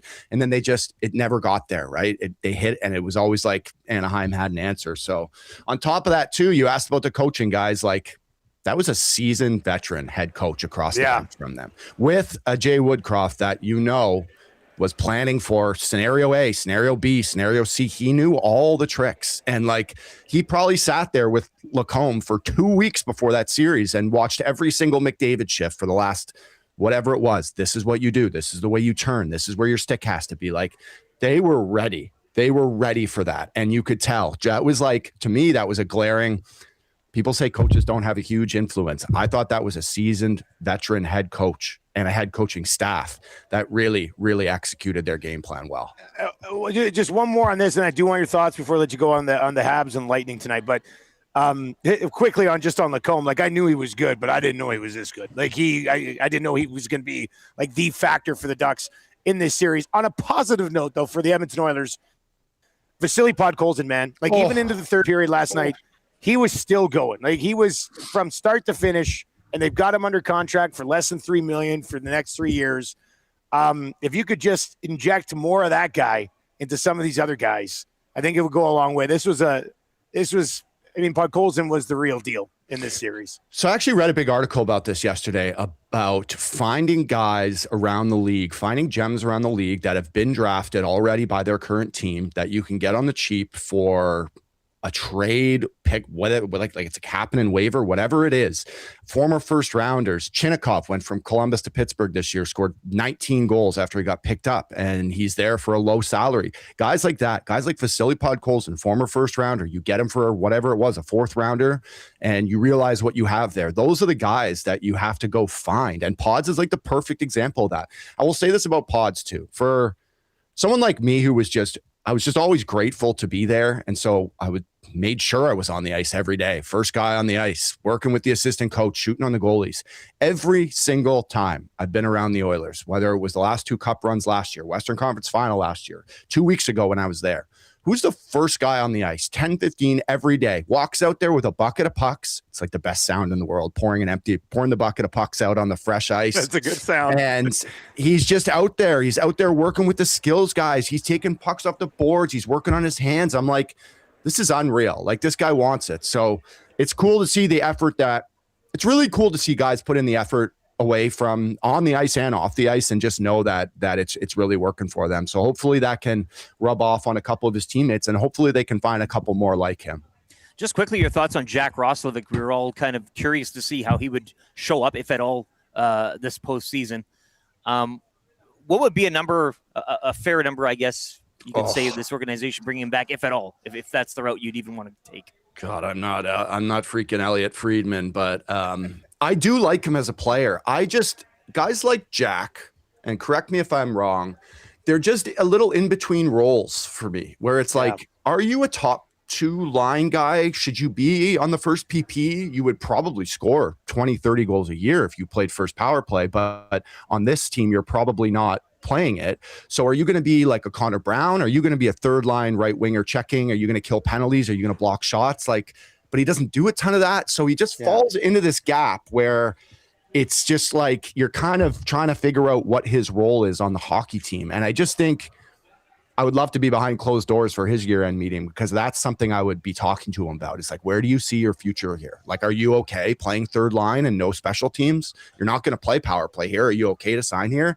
But if that's the case, you're taking $1 million off his salary because he's going to score half as many goals. So I think that's a conversation for him and his agent, and being like, do you want to go somewhere else where you have a bigger role, but the team's probably not as good? Like, I don't know. I like him as a player. I would be re-signing him back probably. But I wouldn't be paying him a ton of money because there isn't a ton of money to go around. And one more thing on that is like the no move clauses too. If they want to make things happen this year, they got a lot of guys who can pull the Uno reverse card on them. So it's going to be an not ideal. Not a great spot to be in. Okay, guys, how difficult is it going to be for Montreal to put the final nail in the old Tampa Bay Lightning coffin tonight? Going to be tough, but they're at home, man, and they're electric at home. And like, guys, for my sake too, the more Canadian teams, the better. I get to travel if the Canadian teams do better. So, like, I'm hoping for the Habs to win here. I can get to Montreal for the Eastern Conference. You're going to be interviewing Hudson before you know it. Exactly. Yeah. Get me in front of Suzuki. No, honestly, I think they end it tonight. I don't know. Vasi hasn't been playoff Vasi. And, like, if you guys have watched this Montreal team all year, they are no joke. Like, they talk about how they're in this process of rebuilding and how they're not finished yet. Well, they've arrived and they're ready to go. So I thought the size might be a factor in the playoffs. They don't care. They're not scared. They don't get pushed around. I think they close it at home tonight. Yeah, it's great stuff, man. We'll chat with you in a couple of weeks, and we'll see if any changes have been made to the Oilers by then. Keep up the good work, buddy. Thanks, guys. Enjoy Hockey Helps today. Yeah, we will for sure. Yeah, he's been here for this event in the past. That is Luke Gazdic. He's been joining us all year, doing a great job, continuing to expand his role over at Sportsnet. And he'll be back with us not next Thursday. Next Thursday we'll have Bruce Boudreau, but the following Thursday we'll have Gaz back. And I mean, we'll see what the Oilers are. We'll see where they're at. But he makes an interesting point about Roslovic. Like, with the way that this lineup is currently constructed, the tweener. Yeah.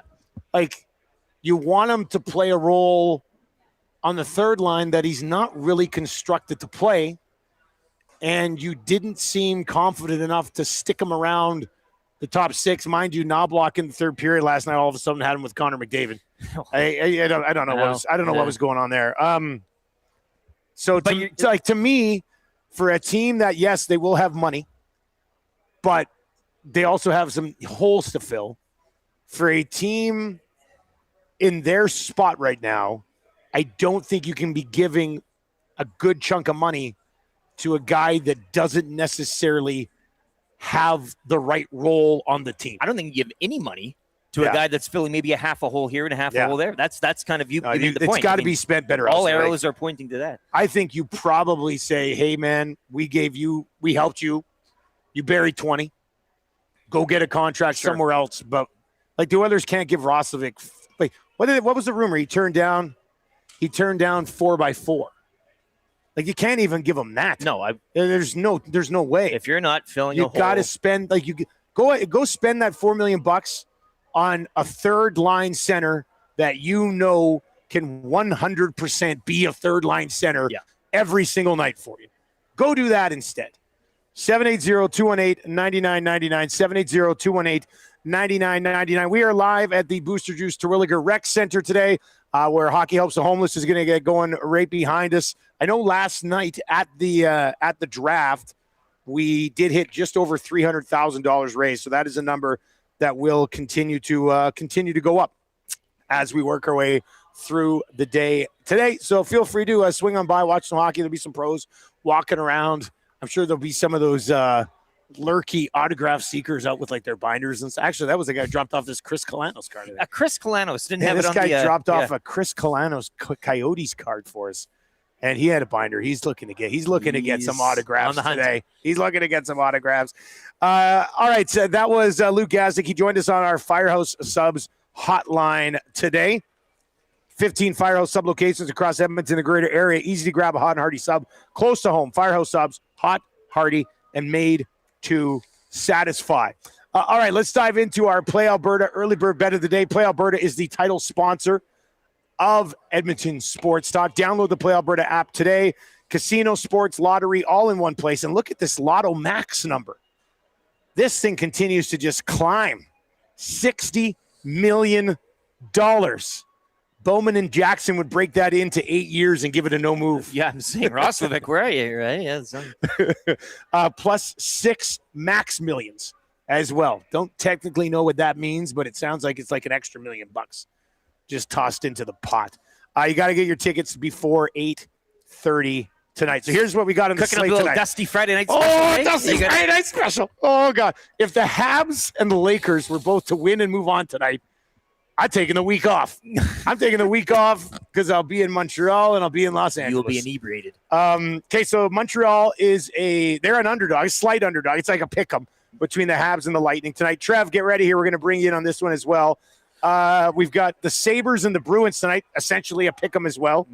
And the Golden Knights and the Mammoth tonight, essentially a pick 'em as well. So we've got 3 game 6s tonight. You have to think there's going to be some game 7s trickling out of this. And then over in the association, you've got the Pistons and the Magic this evening. The Pistons are 4-point road favorites. You got the Raptors and the Cavs. I like the Raptors. +4. That's not bad at home. Yeah. And then the Los Angeles Lakers, been an underdog since the start of this series, right? They were never supposed to beat the Rockets. They are 3.5-point dogs on the road going into Houston tonight. So should we give Trev first pick? Yes. Trev, you got first pick, buddy. Where are you going to go here, man? Well, thanks. That's very nice of you, boys. You're welcome, Trev. I'm going to go with the Sabres in Boston. They get the job done, taking care of business in Boston. All right, so Buffalo is already on the card. Rick, where are you going to go, buddy? Gee, I don't know. This is a fascinating night. I know. On the court and on the ice. It really is, yeah.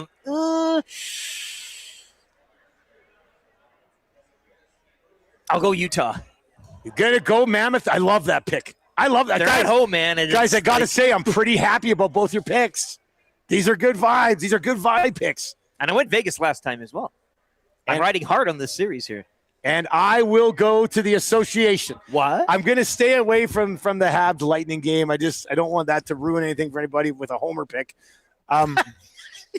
So I'm going to go to the association. Okay, yes. And I'm going to go with the Toronto Raptors. Plot twist. Whoa. Nobody saw that one coming. I thought you were going to go Rockets first. I'm going with the Rob. Oh, geez. Well, no, Durant. The reverse, I thought reverse. Yeah. Well, Durant was upgraded from out to doubtful. I love when you get upgraded to doubtful. I know. I still don't think he goes. And part of me is like not worried if he does because they beat him already once.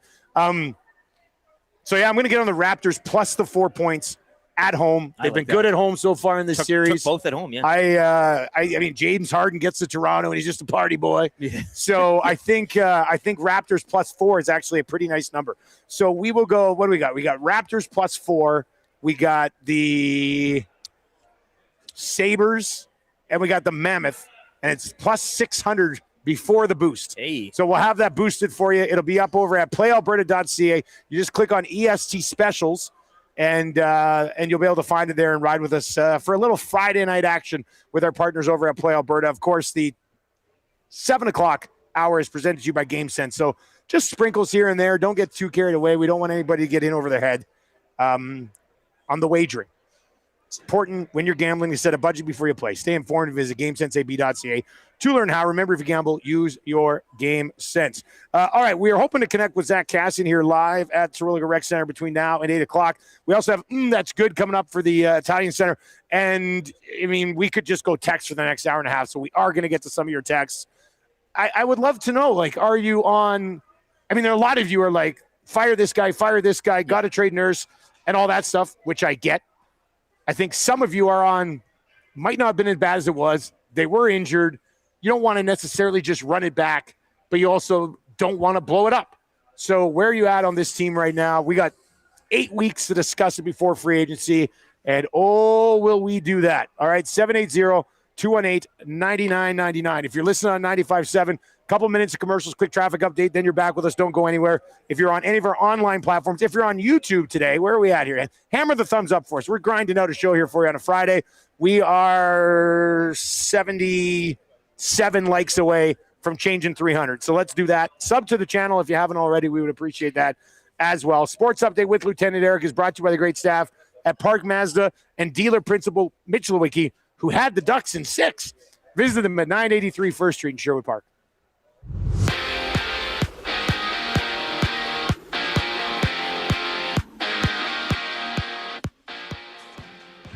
Anaheim Ducks taking that series in 6 with a 5-2 victory last night. Ducks story of the series going 9 of 18 with the man advantage throughout. Connor Murphy and Vasily Podkolzin notching the goals for Edmonton Ducks. They're advancing past the first round for the first time since 2017. They'll await the winner of Utah and Vegas. Elsewhere last night, a big night in Minnesota, both on the ice and on the hard court, as the Wild would knock off the Stars 5-2, taking that series in 6. Quinn Hughes, a pair of goals and an assist in the victory. 3 games around the Stanley Cup playoffs tonight. Habs look to finish off the Lightning at home. Action gets underway at 5. Later at 5:30, Sabres take a 3-2 series lead into Boston. And at 8 o'clock, it's the Mammoth looking to force a Game 7 at home to the Golden Knights. OG Anunoby, 29 points as the Knicks would smoke the Hawks 140-89, taking that series in 6. Tyrese Maxey had 30 as the Sixers stay alive and force a Game 7 with a 106-93 victory over the Celtics. And the second half of that big night in Minnesota saw the shorthanded Timberwolves advance as they knock off the Nuggets in 6, 110-98 your final. 3 games around the NBA postseason tonight. The Raptors looking to force a Game 7 at home to the Cavs at 5:30. Orlando look to close out their series on home court with the Pistons. That gets underway at 5. And later at 7:30, it's the Lakers looking to finish things off in Houston, leading that series 3-2. Toronto Blue Jays dropping the opener of a 3-game set in Minnesota, 7-1 to the Twins. Game 2 goes tonight, 6:10. Patrick Corbin gets the start for Toronto. Cadillac Championship opening round yesterday. Cameron Young, he shot a 64 to sit 8 under for a 1-shot lead over Jordan Spieth and Alex Smalley. Canadian Nick Taylor in the mix. He went 66 for 6 under, sitting at 4th overall. Sports Update brought to you by the great staff at Park Mazda and dealer principal Mitch Lewicki, who's disappointed he didn't get selected in the Hockey Helps the Homeless draft last night. Hi there. If you're like me, you like to picture yourself in luxury, even though there's absolutely no way you could afford it. And if you can, well, even better. Thankfully, I picture myself in something that is luxury, but still absolutely affordable, like the all-new Mazda CX-90 from Park Mazda. With the new luxury features like facial recognition settings and quilted detail Napa leather seating, I can pretend to be comfortable with all of my proper settings activated without even touching a button. Thanks to Mitch Lewicki and the great staff at Park Mazda. I like to picture Mitch Lewicki with like a giant eagle's wings and singing lead vocals for Leonard Skinner with like an angel band. And I'm in the crowd hammered drunk. Park Mazda, your dealer for life in Sherwood Park off Y Road, parkmazda.ca. Hey, Poho, tell him what you did. It was a big blockbuster made cause Ebbs was lackluster, so in the end he just had to go. Yeah, that sounds about right. They sent him to New York and they landed Ryan Strome. Now he's got a song on the show. Right. He does all kinds of drills that give you all kinds of thrills, but the thrill he's never known is a thrill like he's dreaming. All the fans are screaming, it's another goal for Ryan Strome. Ryan Strome. Wanna see him dangle Ryan Suter. Strome. Wanna see him be 97 shooter. Yeah. Wanna see that smiling face. It's another goal for Ryan Strome. That's a very, very good thing. We know this sexy old lady named Renee, baby, who likes to wear men's jeans. She's got a Ryan Strome road jersey, and it's bursting right at the seams. Now this song's designed to blow your mind, but your minds won't really be blown. Like the blow you'll be feeling at Rogers Place, screaming, it's another goal for Ryan Strome. Ryan Strome. Wanna see him dangle Ryan Suter. Strome. Wanna see him be 97 shooter. Strome. Wanna see that smiling face. It's another goal for Ryan Strome. How do you spell his last name? Meal.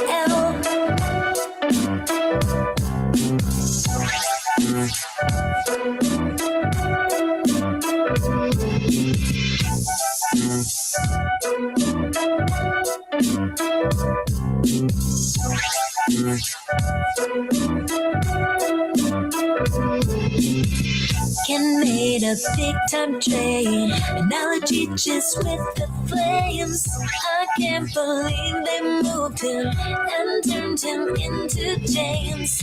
Now Neil is playing hockey for the orange and blue.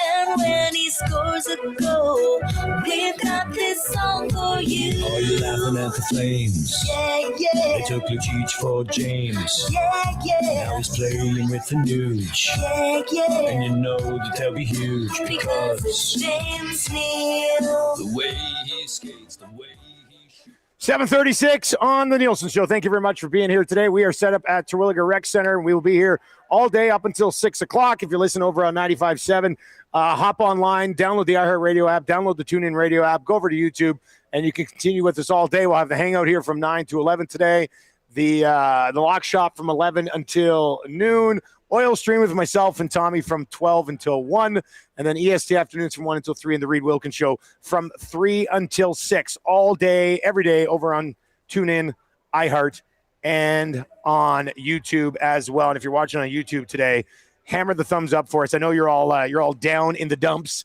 but we're trying to set up what should be a pretty good run moving forward into the offseason. Jason Strudwick, second overall pick in the draft last night, walking into the building right now. Congrats, Struddy. Struddy was pretty excited last night about being second overall. Yeah, it was good. Yeah, it was. So Zach Cassian went first, Struddy went second, Kelly Buchberger went third. They should just get him to tour the city today and knock on people's doors. Who's Struddy? He'll just, that smile and that laugh. I'll just get you right back. It would probably make you pretty happy. Usually we're coming at you from the Popeyes Louisiana Kitchen studio today. Ben Stelter month is underway today. Obviously we're on location, so we're not in there today, but we'll dive into that a lot more on Monday's show. All right, text messages, 780-218-9999. Let's get into, that's a good for the Italian Center. If you're thinking about staying inside this week because you're so sad that the team got eliminated, may I suggest a platter of paninos just for yourself? Yeah, get a little breakfast, couple pies, and lunch, dinner, 3 days in a row. It'll get you feeling good again. I think you got to be pretty happy with that as an opportunity. All right, so that's good. We can get into a few different things. First of all, shout out to the city of Minnesota. What were you saying? What were you laying out in those sports updates? I mean, an all-time night, and I don't know in the history of sport, certainly with the the Big Four, and I know the Vikings season isn't taking place right now, but you got a shorthanded Timberwolves squad advancing in 6. Jokic is a fraud. You got the Wild And I mean, they're not a fraud. They're a wagon.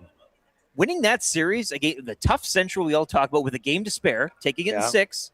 The Avalanche haven't had any. They coast by not coast. I mean, they were tight games. Give me Minnesota over Colorado. Too. I love the Stars right now. Yeah. I love the Stars going all the way. And also Quinn, like a prized asset acquired showing up in that game too, just adds to the whole pomp and pageantry there. So you got the Timberwolves, you got the Wild, and the Twins smoking the Jays. So great vibes in the state of Minnesota today. Just a quick note on the Wild. They allowed, I just double-checked last night, they allowed 4 even-strength goals in the series.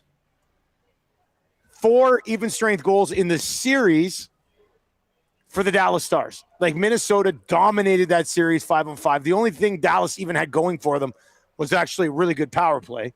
And the Wild probably don't have to worry about their penalty kill going against Colorado because Colorado's power play sucked a big one all year. So they were dominant 5-on-5 in that series. They outscored them. Well, I mean, what would they have outscored them? I think it was 11-3 going into yesterday's game, and then 1, 2, 3 more. So they outscored them like 14-4 at 5-on-5 in that series. And that's a pretty good look. All right, a couple of other things from that's good. Then we're going to dive into your text messages. Vasily Podkolzin, that's good. Absolutely. I mean, phenomenal series from him. Phenomenal season. Yeah, he's locked himself in as a top 6 swinger. But he'd also be a really good driver on a third line too, I think. So sure. That's good.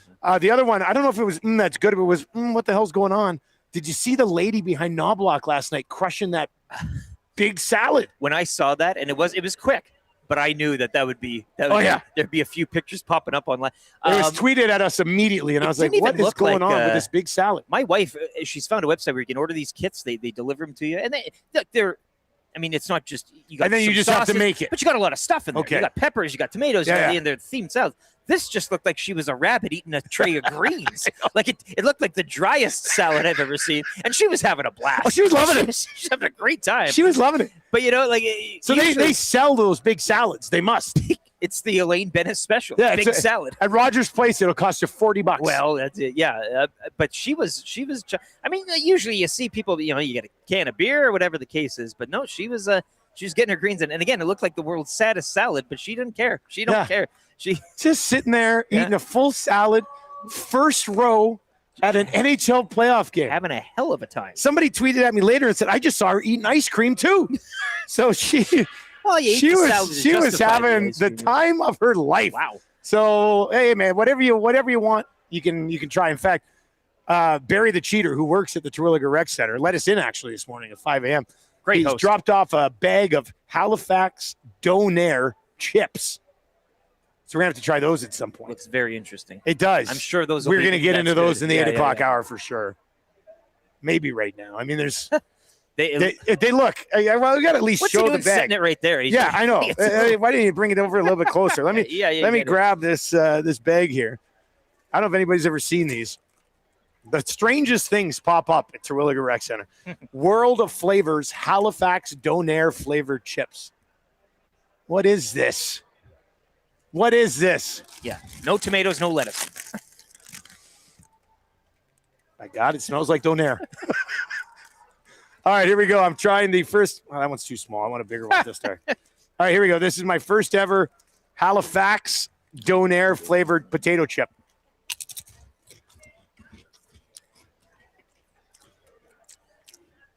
Interesting. To be honest with you, I don't like it. It's not Donair. Unless the Halifax one. I mean, I've never been to Nova Scotia, but I was expecting more. Damn. Barry, you've done it again. Yeah, Barry. You son of a... Barry the liar. Barry the cheater, more like Barry the liar.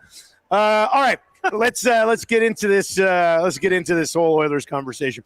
And we were saying, so with the offseason, what's we demand answers. Well, we got lots of time for it, but I know some of the stuff you want them to do. I don't want, I think so many people are going to get their hearts broken this offseason. You have to take a realistic approach to this, right? And knowing this organization, right? We'll take him whenever. If he's good to come back drop his bag off, come back. We'll grab him. Do it right now? We have 10 minutes. Just want to do it right now? We'll pull in that chair. We're gonna have Zach Cassian hop on here quickly. Rick, grab that chair there, and then we'll throw this mic. Just come around here, Zach. We'll throw it on. Okay, we'll come back. We'll come back around to that Oilers conversation. Let's throw this over to you here. All right, how you doing, man? How was the rest of your night last night? Good. It was a lot of fun. It was a good time, wasn't it? Yeah, it was a lot of fun. Yeah, what was it like going first overall in the draft last night? Yeah, there's a first for everything. Obviously, my team thinks very highly of me, and now I have a lot of pressure on me. You got to step up and win the tournament now. Yeah, exactly. All right, Zach Cassian's with us on the show. He's in town for the Hockey Helps Homeless event. How was it getting back to? Do you get back here very often, or? Not often. No. When I did a little bit of the scouting with Edmonton, obviously we came back for a couple of meetings and whatnot. But I believe the last time I was here doing something like this was for the Alzheimer's last year, around this time. So it's good to be back. Obviously, it was nice to watch the Oilers game last night. Obviously, it's not the fate we wanted and or expected, but not the ideal finish. To see the buzz around the city and how much they love the Oilers, it's pretty cool. Well, I mean, you guys, because you were part of that team that got back to the playoffs for the first time, the buzz then was awesome. But these last two cup runs here have just been – I mean, it's like that on steroids for the last couple of years. It's just been incredible. Yeah, the vibe here is great. I've been lucky enough to go to a couple of those games through the past couple of years, and even to watch them from home, to see the moss pit, to see the energy. It's pretty cool to see, and as you can see, it's second to none to any of the teams in the playoff. Was last night the first time in your life that you FaceTimed a fan in the bathtub? Whose daughter was that? I'm not sure. It was, I told the story right off the top of the show today. So everybody who's listening to the show, we've been doing the show like for 15 years. She just became a huge fan of yours when she was like 2-3 years old. And we had a song. I don't know. We had a song when you were here when you scored a goal called the Cassian goal song. And it was to the tune of Rasputin. To the tune of Rasputin. Cassian. So I think she liked that as a child and just sort of got sucked in. And I grabbed Cass last night. We sneak out. We FaceTime her. She's in the tub. She's totally like starstruck. And then you said to her, it was great. You go, hey, if you come up with some questions, text your dad back and we'll hop back on. And then so we reconnected and she called her grandparents after and was like, you'll never believe who FaceTimed me today. Cassian. And she just you made, well, you saw her room, like she's got your stuff all over the place. Yeah, it was pretty impressive room, I must say. I felt pretty special. My wife doesn't treat me that well at home, but no, it's always cool. I think it's one of those things where that never gets old. I think when fans appreciate you that much, it's always really cool. And obviously back home in Windsor, I've been there for the majority of my life, so I don't get as much attention. Yeah. But to come back to Edmonton and especially with little kids that look up to you and stuff like that, it's pretty cool and something that, like I said, never gets old. Yeah, I think my wife is going to pull her out of school today, and she's going to come down. She wants to meet you, so we'll track you down sometime later on in the day. Jeff in the chat, my daughter was also hyped to meet him last week. Yeah, there you go. So you're making the rounds. But awesome. I know Tammy's like, let us know when he's playing this afternoon because Elizabeth says she wants to leave school and come down and meet. And it's funny after she hung up with you, she has a box of cards, like 200 that are just cards of you. And she's like, I forgot to show them all my cards. It's just like, well, don't worry about it. It's all right. Okay, so, this series, I didn't think the Oilers kind of got to that intense level that they've had the last couple of years. And they played a ton of hockey over the last few years. But, actually, it was one of the questions that my daughter asked you last night. Like, what was your favorite fight in the NHL? And you brought up the Kachuk thing and that time and that level. What was that time like for you guys in that scenario against those? Like, that must have just been like an emotional and mental overload. Yeah, honestly, that's when you're in it, you don't think it's going to be as big as it actually is. I think obviously with the Battle of Alberta, the way it was, I think it grew because both teams were competitive. Both teams met in the playoffs. And it was one of those things where it was only a matter of time till things boiled over. And obviously there was the couple incidents with the goalie fight with Smitty going after Talbs, an ex-Oiler. Yeah. And then me with the Kachuk thing. That stuff's bound to happen if you have a hatred for a team, especially a team just down the highway.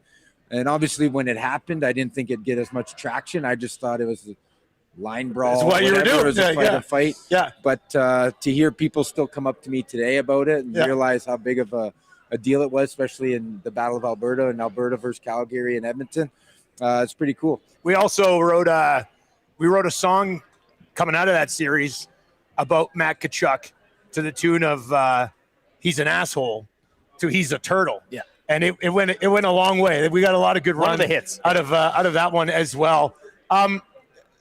Was it like with the crowd back? Was it easy to get pumped up back then, or did it, like, as opposed to other times in your career? Because you would come out flying like it. So was it just like, how much, I guess, does the crowd get you going? It's massive, massive for energy, especially with players like myself. Yeah, we play on energy, we play on emotion. That's when we're at our best. I think playing in Edmonton for 7 years or however so it was, sometimes you might take it for granted. And I think I really realized how good the fan base was and how actually they affected your game, especially once I got to Mullet Arena where there was 3,500 people and no one was cheering. It was sometimes tough to get up and running there, but it made me appreciate Edmonton that much more. And the fans definitely do play a big impact on everyone on the team, but especially with players that play with a lot of emotion. What was the vibe like around that Mullet Arena team? Like how, like, there was nothing. Yeah, that's what I thought. Like, it is a one-off, though. Like, you were part of that. It's a historic. No, it was that's cool. Kind of weird. Yeah, it was cool. Obviously, it was great for a fan to go watch a game because it was so close. You're right there. It's and like you're watching intimate, a junior game, and you right? could really watch like really good players that close. But it was like playing 82 road games. Edmonton would roll into town, full Edmonton Just fans, all fans. Montreal, That Toronto. sucks. But all in all, they made it work, right? Well, And it's it going was, good now for that franchise. Yeah, Like, no, exactly. yeah. I'm happy for those guys. There are a lot of really good players, really good people on that team, and they deserve what they're getting right now. And we'll see if they can beat a really good Vegas team. You went first overall in the Hockey Helps the Homeless draft. A guy that you were traded for, Ben Scrivens, went like 5th or 6th. How much coming here? Like your career was interesting because, you know, top end guy in the draft, had some offensive skill, got some looks with some offensive guys.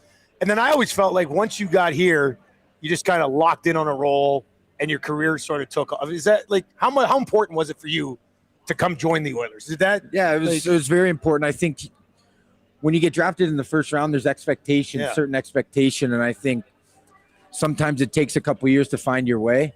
And I had a little bit of success in Vancouver, but I kind of bounced around up and down the lineup. And when I got to Edmonton, basically sat me down and told me what my role would be and not to worry about anything else. Just it is what it is, and this is what you're going to do. And it really just allowed me to focus and be the best at that role. And it really helped me. And I knew every night what I was going to do, what I had to do to be successul and help the team. And I got to give a lot of credit to Todd McCullough. He was here when I was here. He was your guy, right? Yeah. A lot of coaches. We went through a lot. I think I'm a coach killer. I think how many did you have here? You were kind of from the end of the darkness into the so positive Todd times, would have been right? I probably had 6 here. Yeah, that's a quick. Yeah, That's a 6. roll so, through 6 in what, 7 years? Yeah, 5 or 6. Yeah. So Hard to keep Coach track. a year. hopefully right? they What are don't you gonna blame do? me for retiring. I was going but- to say, Much like a Pod Colson. somewhere they're doing a show right now, being like, I would have had more time there if Cass wasn't on. This that is all team. Pod Colson. Yeah, well, but yeah, I mean, the whole Pod Colson thing in Vancouver couldn't really work out. Got here, found a role. Okay, so now you were telling us 3 kids. 3 kids, yes. Just dad, and how old are your kids? Yeah, 7, 5, and 3. Boys, So, girls, or 2 girls, and then we finally got the boy. You got the boy. We You got kept the going. boy, yeah. We so I have a son, Marshall. He's 11, and then as soon as Elizabeth was born, we're like, boy and girl, we're done. Yeah. Don't need to try anymore. How much you like being a dad? It's awesome. Yeah. You know? It's it has its challenges. Oh, that yeah. push your buttons Yeah, on they a do. daily basis, but it's pretty cool, and me and my wife enjoy it. And it's one of those things where I don't take it for granted. I get to spend a lot of time with them. I'm lucky, and they're starting to get into the sports. They're starting to get older, so I'm looking forward to putting the taxi. Are you coaching them at all? The taxi on the side of my car. Ah, Just okay, drive that around makes everywhere. sense. Yeah, you Coaching, no coaching. I actually just got asked to coach my 5-year-old daughter's soccer team, Okay. but I respectfully declined. As a soccer parent, Elizabeth plays soccer and hockey and basketball, but as a soccer parent, just chilling on the sideline, watching. You don't need more than that in soccer. Like, just I don't need just to relax. be worried It's about the people best. Yeah. picking dandelions on the field. It's good. All right, man. Well, we appreciate the time today. You have been, like, we got that Cassian song, which was like one of our top 5 most popular songs ever. The whole Kachuk asshole song was one of Concrete Dan has this painting in his house. He wanted to send. Yeah, that's a good. That's a, I mean, that's you must have signed that photo a I million think someone times that did that actually gave me. I have a copy somewhere of that picture. The picture. Yeah. I mean, that's an all-time moment. Yeah. All right, man. So I was just gonna say you've been like a legend with our fans of our show for a long time. So appreciate the time today. Awesome. I will Appreciate probably pester you later on with Elizabeth. Yep, no She's worries. gonna meet her hero today. So No worries. That's good. We'll let you get going, man. Okay, thanks a for lot. having me. Appreciate Yep. it. There you go. Man, That is Zach Cassian joining us on the show today. Absolute all-time good dude. And out here for Hockey Helps the Homeless, which is a major event. It was over $300,000 raised as of last night, and that number is just going to continue to go up as we work our way through the day. And Cass was the first overall pick. Struddy was second overall pick. Bucky was the third overall pick.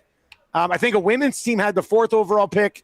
The fifth overall pick, I don't know, Scrivens went pretty high. I was a little surprised by Scrivens. I mean, Scrivens is a good dude too, but I mean, Ryan Jones was still on the board.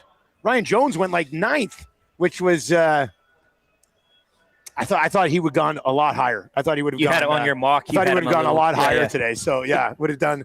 What are you looking for?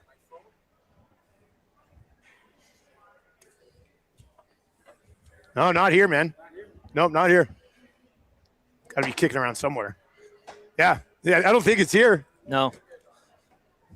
He'll find his phone. Yeah. If you come to Terwilliger and find Zach Cassian's phone today, give it back to him. I took it. Should have offered him a chip. All the contacts. Yeah. So anyway, it's going to be a great day here today. Shout out to him. Maybe he found his phone. We're going to have a bunch of alumni on the station. I think Ryan Jones is going to pop on somewhere in EST Afternoons or the Reed Wilkins show as well. Spruce Grove Corey says, I'm pumped for the Muzz to meet her hero. I met Bret Hart a few years ago, and it was unbelievable. Yeah, sometimes they say don't meet your heroes. I think in this case with Zach Cassian, it's going to be a good episode. I did meet Bret Hart once at Lost Night Small Saskatoon. It was the worst experience of my life. Who? Bret Hart, the Hitman. Oh, really? Yeah, it was terrible. He was terrible. That sucks. It was one of the, it's one of those, like, I mean, you get a guy on a bad day. I mean, that happens. You understand it, but Cassian's a top notch. The closest thing I got to being like, so what happened with Hart? What was the? Well, he showed up at the mall. He was signing autographs, and he was in a mood. He wasn't having a good day or whatever. Like, so it's just one of those times. But I was a big Doug Flutie guy as a kid. Grade 6, we're on a field trip to the Calgary zoo and planetarium, and we're staying at the U of C in dorms there. And turns out the Stampeders were having training camp at the same time. And we're sitting there, and like it was on the floor, and we were in one wing, and some of the Stamps were in the other wing. And it was during the 93 Stanley Cup final because we were all watching the Habs and Kings on the TV. And Doug Flutie walks in and heads over to and like down the hallway, there's like a door that locks before you get to all the rooms. And he saw us, and I saw him, and I was like, oh my God, it's Doug Flutie. And you looked down on him. I went, yeah. You're Doug. I was in grade 6, slightly taller than Doug at the time. I run over to see him, and he sees us coming and kind of closes the door and goes to his room. And I was like, I was so close. And that one always, now I'm still a big Doug Flutie guy. I got Flutie flakes. I've got a massive signed photo of him. He's still my guy, but that one sucked.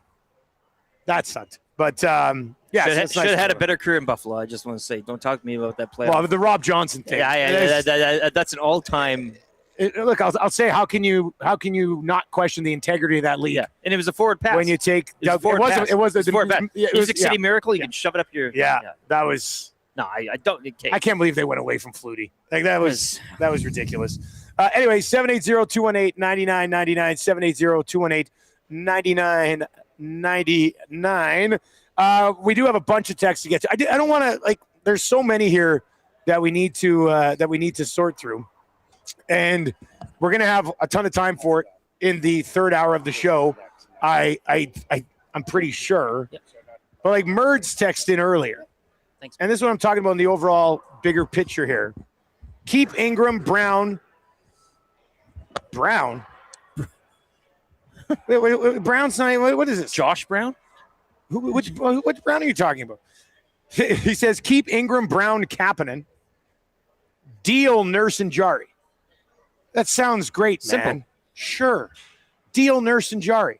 Find teams that are going to take Nurse and Jari off your hands and find a team that Nurse is going to waive to go to. Like, we can't just text in for the next 2 months saying, oh, I know, but you can't just text in being like, no, just move Nurse. Yeah. Move Jari. And the Jari thing is... The Jari thing is not... Well, and if you... So then what? You're basically admitting, I mean, that's... A, it's not going to happen. B, it can't happen. And C, if it does happen, it's a dozen eggs on your face. Yeah, that's... I mean, the whole... It's just that's something you're going to have to ride out here. It's very wishful, and I'm not saying you're wrong. I'm just saying it's kind of very unrealistic to think that those significant of changes are going to happen. I don't know. All right, 7 o'clock hour has been brought to you by GameSense. We're going to be here all day up until 6 o'clock, not us specifically, but the rest of the station will be rolling by today. Action's just about to get underway here at Hockey Helps the Homeless. Where's Tommy? Tommy, I think, is late. I thought his team played at 8. Yeah, I told him to give us a stick that maybe. When does Brewhouse play over there? Maybe they don't play till 8:30 or 9. Is he Brew? Yeah, okay. Matty said yesterday Tommy thought he played at 8. Where are we going here? Team Brewhouse. 8 o'clock on C. Yeah, so I don't know. He texted me. I think he was leaving his house at 7:35. So I'll just say this: Tommy's rolling in hot. Tommy's rolling in hot today. Not as hot as he was last night, though, on the post-game show. We need somebody to play kind of easy trivia where, hey, we very rarely lose. 32 in a row we've hit. Let's go get old Patty Waugh, 33. If you want to play, gift certificate to Mr. Mike's is up for grabs. 780-218-9999. Text Trev. Let him know you want to play at 780-218-9999. We got 3 questions too many coming up. We've got, and then the rest of the hours, postseason reaction, text messages, nasty chats. So that's all on the way. If you're listening on 95.7, we got a couple minutes of commercials, quick traffic update, then you're right back with us. Don't go anywhere. If you're on our online platforms today, oh, you're lucky duck today. Sports update brought to you by Windsor Plywood Leduc, locally owned and operated, serving Leduc and surrounding areas since 1993. Doors, flooring, baseboards, and of course, plywood. Windsor, the expert you need to know. Go see the knowledgeable staff at Windsor Plywood Leduc.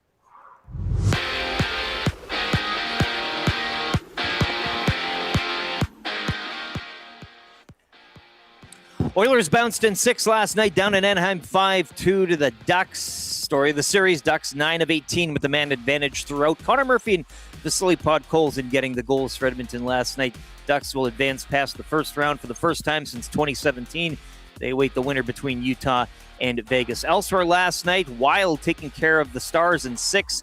They'd win 5-2 on home ice. Quinn Hughes having a night, a pair of goals and an assist in the victory. 3 games around the Stanley Cup playoffs tonight. Montreal look to finish off Tampa at home. Action gets underway at 5. Later at 5:30, Sabres take a 3-2 series lead into Boston. And at 8 o'clock, it's the Utah Mammoth at home looking to force a Game 7 against Vegas. Over to the NBA last night, shorthanded Timberwolves advancing. They'd knock off Denver 110-98, taking that series in 6. Tyrese Maxey had 30 points. Sixers forcing a Game 7 with a 106-93 victory over the Celtics. And it was the Knicks smoking the Hawks down in Atlanta, 140-89, taking that series in 6 games. 3 games around the NBA tonight. Raptors look to stay alive and force a Game 7 at home to the Cavs at 5:30. At 5, the Magic at home to the Pistons with a 3-2 series lead. And at 7:30, Lakers, they're in Houston sporting a 3-2 series lead over the Rockets. Toronto Blue Jays dropping the opener of a 6-game road trip and a 3-game set out in Minnesota last night, 7-1 to the Twins. Game 2 goes tonight at 6:10. Patrick Corbin, the scheduled starter for Toronto. And the Cadillac Championship opening round from yesterday, Cam Young with a 64 8-under, having a 1-shot lead over both Jordan Spieth and Alex Smalley. Nick Taylor, the Canadian, he's right in the mix, He shot a 6 under 66 to sit 4th. Sports update for Windsor Plywood Leduc, locally owned and operated, serving Leduc and the surrounding area since 1993. Doors, flooring, baseboards, and of course, plywood. Go see the knowledgeable staff at Windsor Plywood Leduc.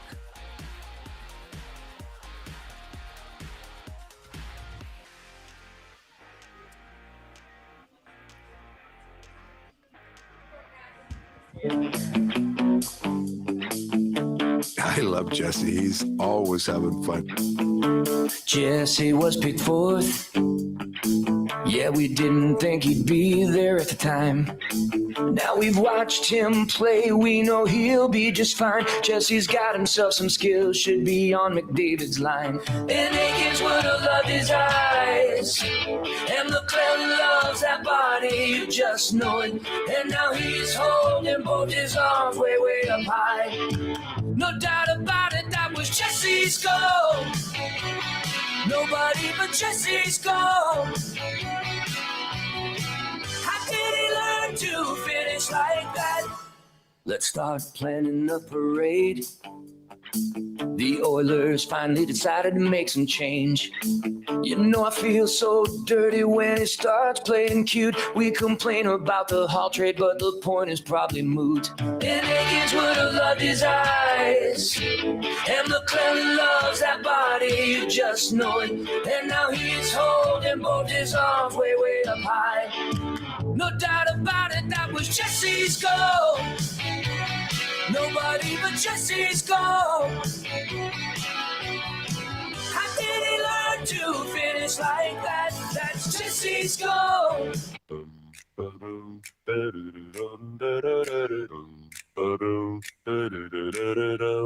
Gentlemen of the Oilers who wear the orange and blue, you forced a Game 6 versus Ducks in Orange County.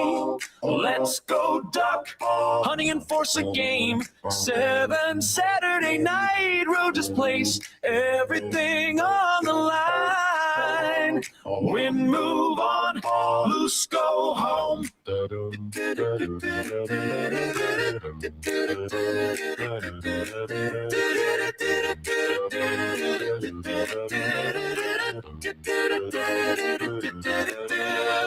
Gentlemen, all the Oilers who wear the orange and blue, you forced a Game 6 versus Ducks in Orange County. Let's go Duck, hunting and force a Game 7 Saturday night. Rogers Place, everything. 8:06. Hey, if you can't have a laugh, then what are we even doing here? Yeah. It's beautiful out today. The Oilers. Think about this. Connor McDavid is going to have 4.5 months to heal up and be ready for back-to-back Stanley Cup championships. Yeah, laughing as you're crying and puking in What do you think about that? What do you think about that? Bottom line is, win, move on. If they won last night, they're not moving on anyway. They should have said, win, stay alive, loose, go home. Well, and win, you're going home too. So win, go home, loose, go home. Like it's. Penner's Pancake says, my wife had this song earworming all night, she said. Yeah, look. They came close to the last couple Stanley Cups. We said at the beginning of the year we expected this to be a step back. It ended up being a step back. What can you say? You can be disappointed, but I don't know if you can be all that surprised. Maybe. Yeah, you're right. And I'll say this, maybe not getting out of the first round. But. Well, you know what? So you're right. You shouldn't be surprised. So maybe you can be disappointed. Sure. Yeah. But I think you can also be pissed off at their effort in this series. Yes. Yeah. They just decided to continue to play regular season hockey. And regular season hockey was barely good enough. Of course it's not going to be good enough in the playoffs. Anyway, so we got kind of easy trivia. We got 3 questions, 2 minutes, and then it's just boom, texts, chats, your thoughts, post-mortem on this team this morning. 780-218-9999. Keep them coming in. 8 o'clock hours brought to you by GD Liquidators, Auctions, and Appraisals. Mention EST and you get 5% off anything new or used. Don't miss their monthly online auction at www.gdliquidators.com. Canadian owned and operated. Make them your first call, 780-447-2787, or visit them at 14510 124th Ave. Kind of easy trivia right away here. 3 questions too many. And then postseason reaction all the way up until the wrap around 8:50 this morning. Of course, the Nielson Show today, every day, is brought to you by Weiss Johnson as well. All right, Trev, let me know if you got somebody lined up for kind of easy trivia. Okay, we're going to try to go to 33 in a row. It's brought to you by Feast Mode at Mr. Mike's Steakhouse Casual. Feast Mode has been activated.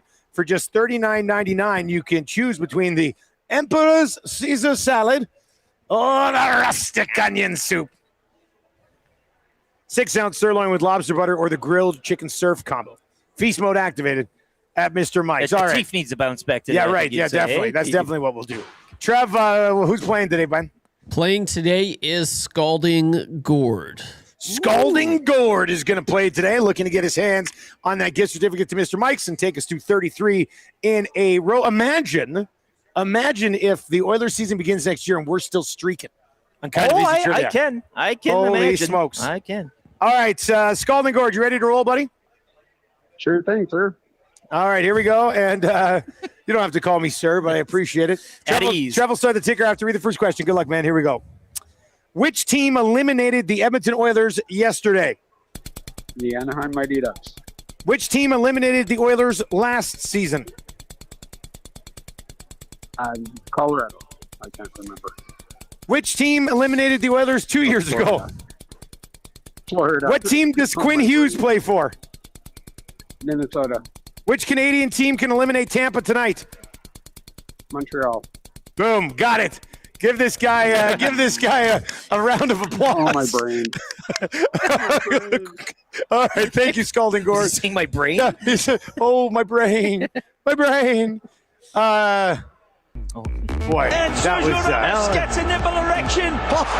got it. That dirty. This is not just a dream, it's a wet dream of orgasmic proportions. Is that dirty? Frustration sets in and the emotion goes out, and then you just start playing by yourself. Is that dirty? You cannot come to my house. No, not today. You cannot come to my house. No, not today.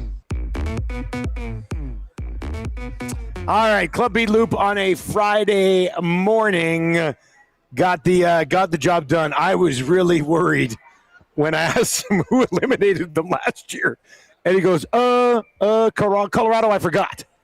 Then I asked the third question, and I think he was actually still correctly answering the second question and got the third question right. They don't ask you how. And then he was back on track. Yeah. So that's kind of nice. That's crazy though. All right, we're going to get into 3 questions too many. Trev, I want you to get in on these as well. Connor texts in and says, this year never felt like the year with all the power in the West.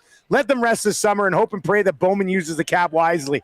Maybe wishful thinking to come back with a better team where our young guys will take another step and hope they can fill some gaps and maybe sign someone of significance. Yeah, but here's the problem. Well, power in the Central. I think, and that's the disappointing thing, is you're not even getting out of this Pacific, which we all said was kind of a crapshoot. Yeah. Right? Like that's. Yeah. I mean, this was one of the weakest divisions we've seen in 20 years. And to not take advantage of that and even get to another step, that's the disappointing part.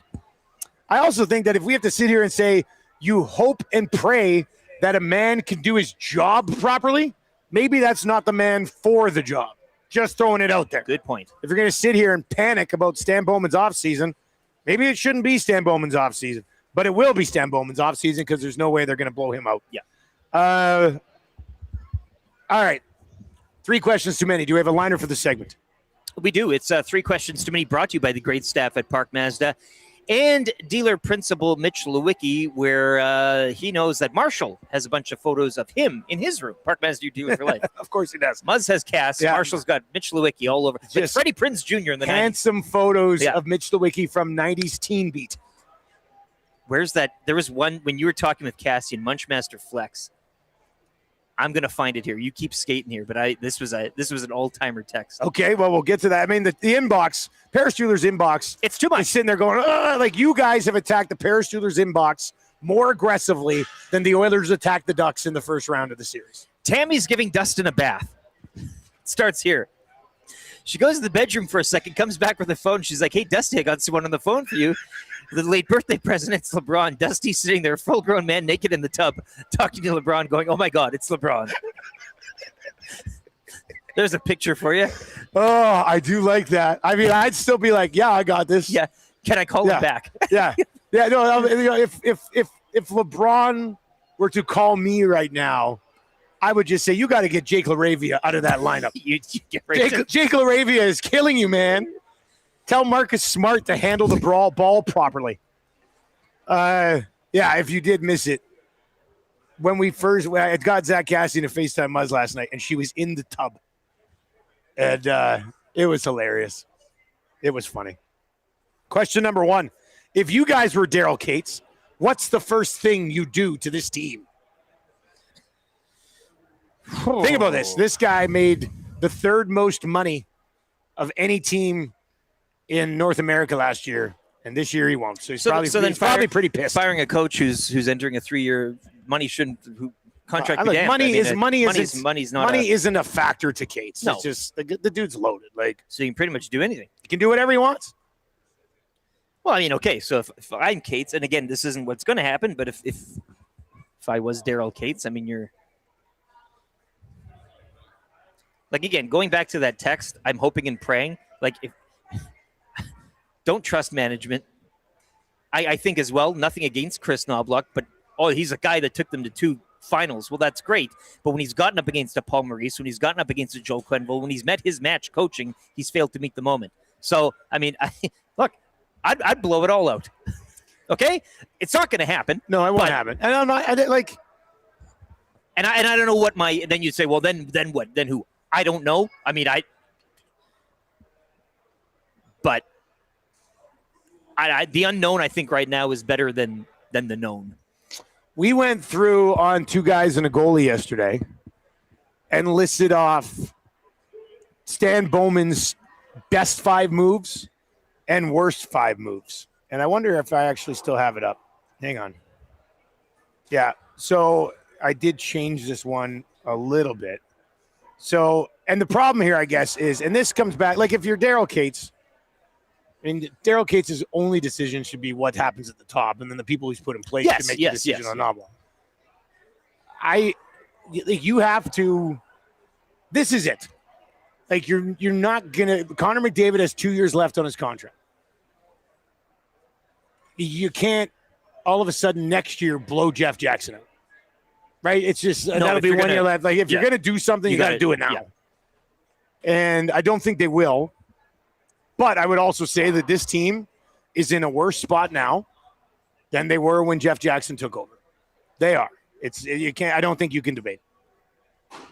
Here are Bowman's best 5 moves and worst 5 moves. And the reason it's interesting is because the worst 5 moves are so much worse than the best 5 moves are good. Yeah. Right? Here's his best 5 moves. And we can debate the order, whatever.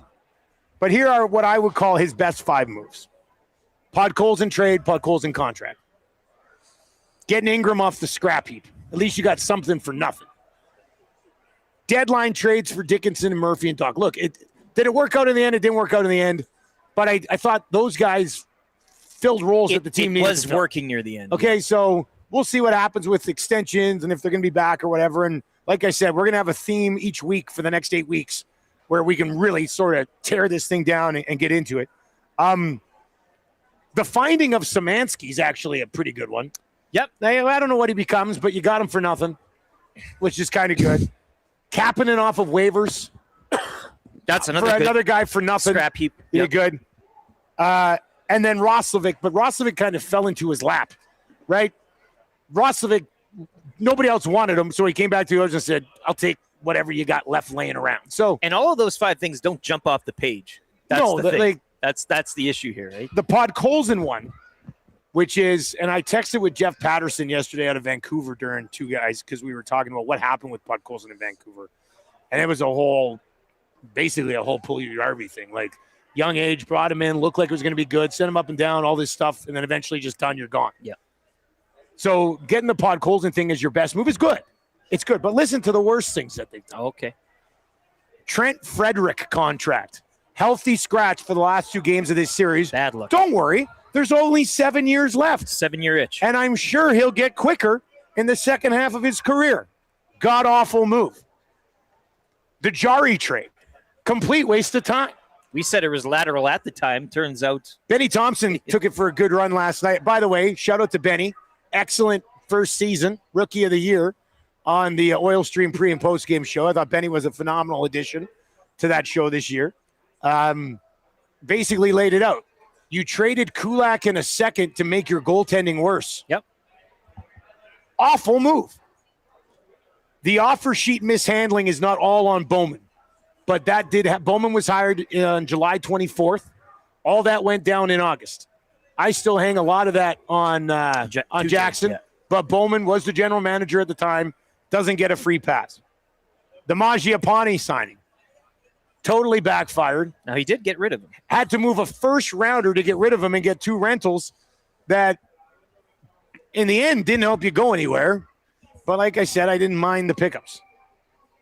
And then the other contract, which I don't hate him as a player, but giving Wallman $49 million after taking him for a 2-month run, when 2 teams previously they paid something to get rid of him, makes 0 sense. Yeah. 0 cents. Yeah. So now you already got this Darnell Nurse contract hanging over your head.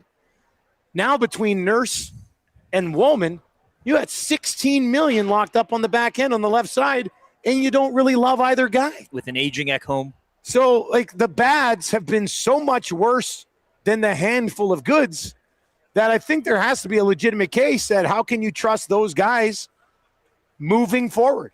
Because if you have one more of those, if you have another Frederick contract, or you have another Jari trade, or you develop guys and just lose them,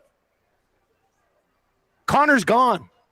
Unless he's just like the most loyal, beaten down pet of all time who just only wants to stay at home and impress you. Like, so if I'm Daryl Cates, I'm looking right at the top and deciding that you're either going down with that ship or you're thinking, no, these are the guys. No. There's no in between. You're either committing the future of Connor McDavid to these guys, or you got to get out of it because it's only regressed. It just has. And I'd say that's a pretty damning list in terms of trying to bang the drum and say, hey, yeah, Listen, run it back. You're in McDavid's window here. And we just listed off those moves? No. Like, not good enough. Come on. Not good enough. Question number 2. If Podkolzin was the brightest spot in this series, who was the least brightest spot in this series?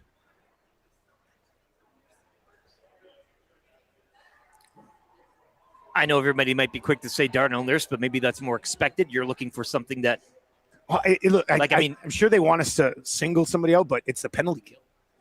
The penalty kill was the penalty kill was the least brightest part of the series. So you move on from Mark Stewart. Yeah, that's you know what? You know what I'm saying? You know what?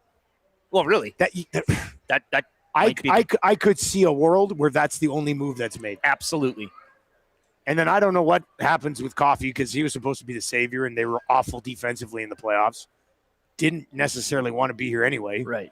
So maybe you move on for Stewart and you bring in. I don't want to say like the next guy. No. Behind Knobloch, but bring in a more veteran, like maybe a guy who's been a head coach and can bring some of that experience to the bench. Because I do see a time frame sometime in the next month or two where that happens, and it's like that's the move. And now again, you mentioned the PK, and that certainly was the issue in this series, but I think you got to look more outside just this series. But I could also see, I can totally see a day when we're coming here and being like, the Oilers moving on from Mark Stewart, and then we're going to hear, and I think that's about it that's going to be a fun day. Like, and I don't want, like, I'm not saying they lost because of Connor McDavid. He clearly was late. I thought he was buzzing pretty good last night, but I mean, his ankle was bummed. He wasn't him. His hands didn't seem right. No. But he did set a franchise record for worst plus minus in a series, breaking the record that he set last year in the Stanley Cup final. So -9 in 6 games isn't a good look, no matter how hurt you are. Like, it's not good. Nope. But they've got to, I mean, he's the guy. You got to find a way to win with him. Question number 3. This one's probably, I mean, I don't know. Maybe they're not jumping the gun on this question, but question number 3 is, guys, is this window closed? No. Trev, feel free to hop in here, buddy. Just start talking, and we'll. I'd love to hear your thoughts on some of this. Is the window closed? Yeah, it's not closed, but I mean, every season that we watch, it's closing by an inch, and depending on how bad of an offseason Bowman and company has, it could be a few inches. Like I tweeted last offseason that the window was closing. Like it is closing more than it's opening, and I think that's fair to say.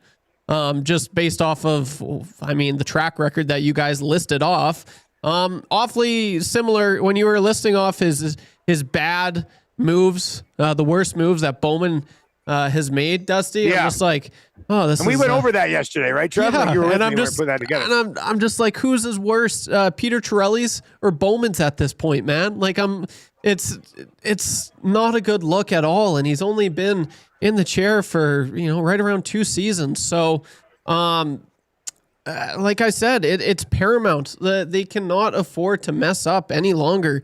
I'd be stunned if they go and do what they do. Have another pretty atrocious offseason. I'm sorry, but there's no way if I'm Connor McDavid, I'm looking at this team and be like, you know what, I've done everything I can for this organization. What have they done for me? Like besides terrible asset management, terrible contracts, terrible trades, I'd want out. I'm sorry, I'd want out. So, it sucks saying that, but it's the truth. It's the sad truth. So I'd say the window is definitely closing quicker than it's opening. And I keep on going, but sorry, I keep on going back to the Ducks, the Sharks. Like those teams are getting better. They are getting so much better and hungrier and more skilled, and their prospects are going to continue to develop. The Oilers don't have that, right? So it's going to be a lot harder from here on out going forward. And that's the problem. In not necessarily the Oilers window in that, but you're looking at the division. In the past, it's been the Kings who have been up there, and they've been what and the Kings that factors into the window. And the Oilers have had their way with the Kings matching up against them. And then we talked about the Golden Knights, who are kind of always around and always probably will be around. But now, as Trev pointed out, you've got a Ducks team with a hell of a coach. They're going to attract some buzz in the offseason, I'm sure, too. They're going to continue to build. You got a guy like Celebrini in San Jose who's going to be that'll be like a honeypot there. Yeah. Players wanting to go. So now you're adding, and the Kings will be on a mix. So you're subtracting the Kings out of this equation. You're adding an upstart Sharks team, a Ducks team that's already bested you here in a playoff round. And then the Golden Knights also buzzing around. So now you are part of a 4-team mix in the Pacific, as opposed to just a Kings team, which we always kind of filed 13th anyways, and a Golden Knights team who you matched up good against sometimes. So that, as you say, it's not just the Oilers window here, but it's that divisional window where you've now seen 2 teams go through their cycles and are now coming up very hot. And that's a concern here in the immediate future. I would agree with those of you who are saying, like Vance Van Vandervan says, window's not closed, but it is being held open by a poorly installed, barely functional air conditioning unit, which is, that's a really good text, Vance Van Vandervan. To me, I don't want to say the window's closed because you've got 2 more years of Connor McDavid in his prime on the best deal in the National Hockey League. Yep. Like he's playing for 2/3 of what he should be playing for. So Connor McDavid has the window is open, but there's a mini Connor McDavid in it. And he's holding it up on his shoulders. He's the AC and unit. he's like, he's the broken down AC unit. It's like somebody needs to AI this image. Connor McDavid, a small little Connor McDavid, about half the size of a window opening, with the window trying to close down on him. And you can even have Bowman pushing it from the top if you want. But McDavid's like trying to hold it up by giving them the 12.5 for the next 2 years. Like, remember what this guy did. He said, I'll continue with you. I'm the best player in the world, and I don't want to raise.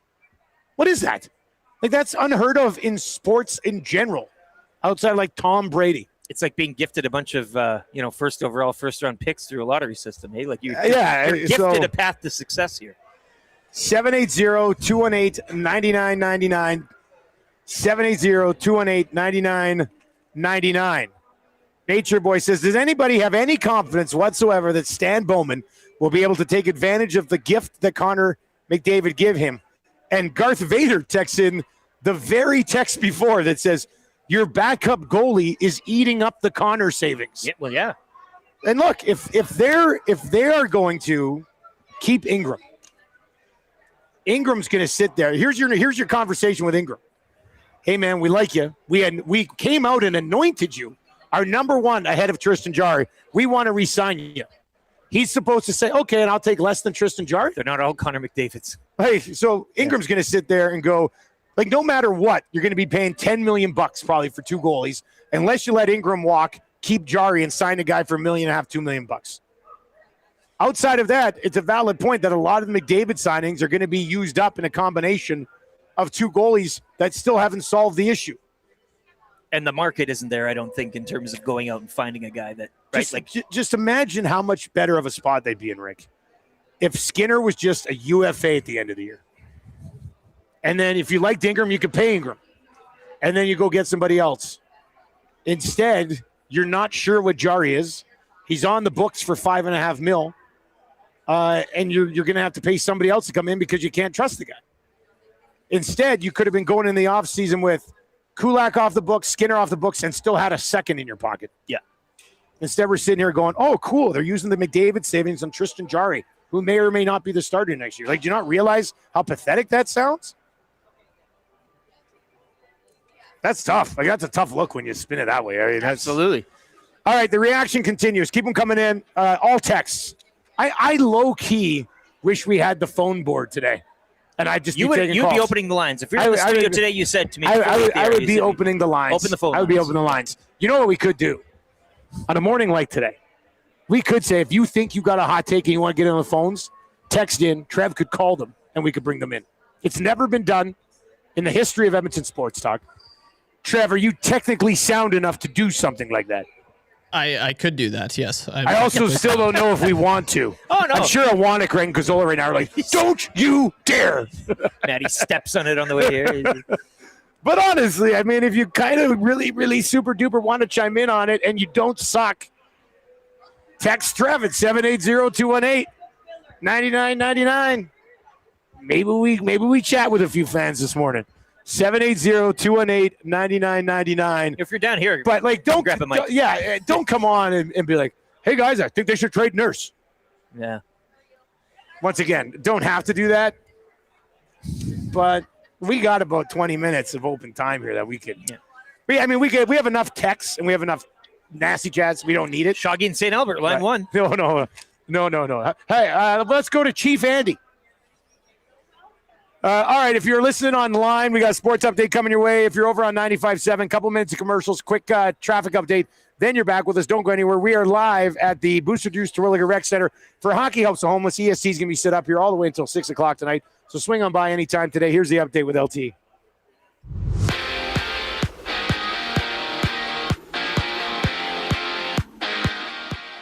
Oilers season coming to an end last night as they fall 5-2 down in Anaheim. Ducks taking that series in 6. Anaheim going 9 for 18 on the power play during the series. Connor Murphy and Vasily Podkolzin notching the goals in the loss. Elsewhere last night, Quinn Hughes had a pair and an assist.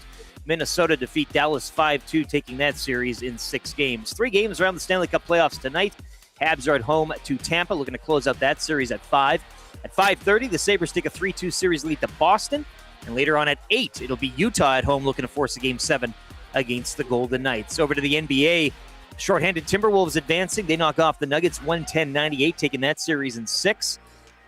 76ers, big home win as they force a Game 7 with the Celtics, 106-93 your final. And OG Anunoby at 29 points as the Knicks would smoke the Hawks down in Atlanta, 140-89, taking that series in 6 games. 3 games around the NBA tonight. Raptors on the court, home court, looking to force a Game 7 with the Cavaliers. That gets underway at 5:30. At 5 o'clock, it's the Magic with a 3-2 series lead at home to the Pistons. And the Rockets looking to stay alive and force a Game 7 at home when they host the Lakers at 7:30. Toronto Blue Jays kicking off a 6-game road trip last night with a 7-1 loss to the Minnesota Twins. That series continues tonight. First pitch, 6:10. Patrick Corbin scheduled to start. I changed my mind. No calls. We'll just keep going texts and chats. Breaking news: phone lines will not be open during the third hour. They're not open. Sorry to say. We can't open that wormhole. Can't do it. Maddie, it's okay. You can slow down now on your way out here to the Booster Juice Rec Center here. The Cadillac Championship yesterday, opening round. Cameron Young shot a 8 under 64. He finished with a one-shot lead over both Jordan Spieth and Alex Smalley. Canadian Nick Taylor right there sniffing around in the mix. He was 6 under 66 to sit fourth. Your text, 780-218-9999, as Hour 3 of the Nielson Show continues here on Edmonton Sports Talk.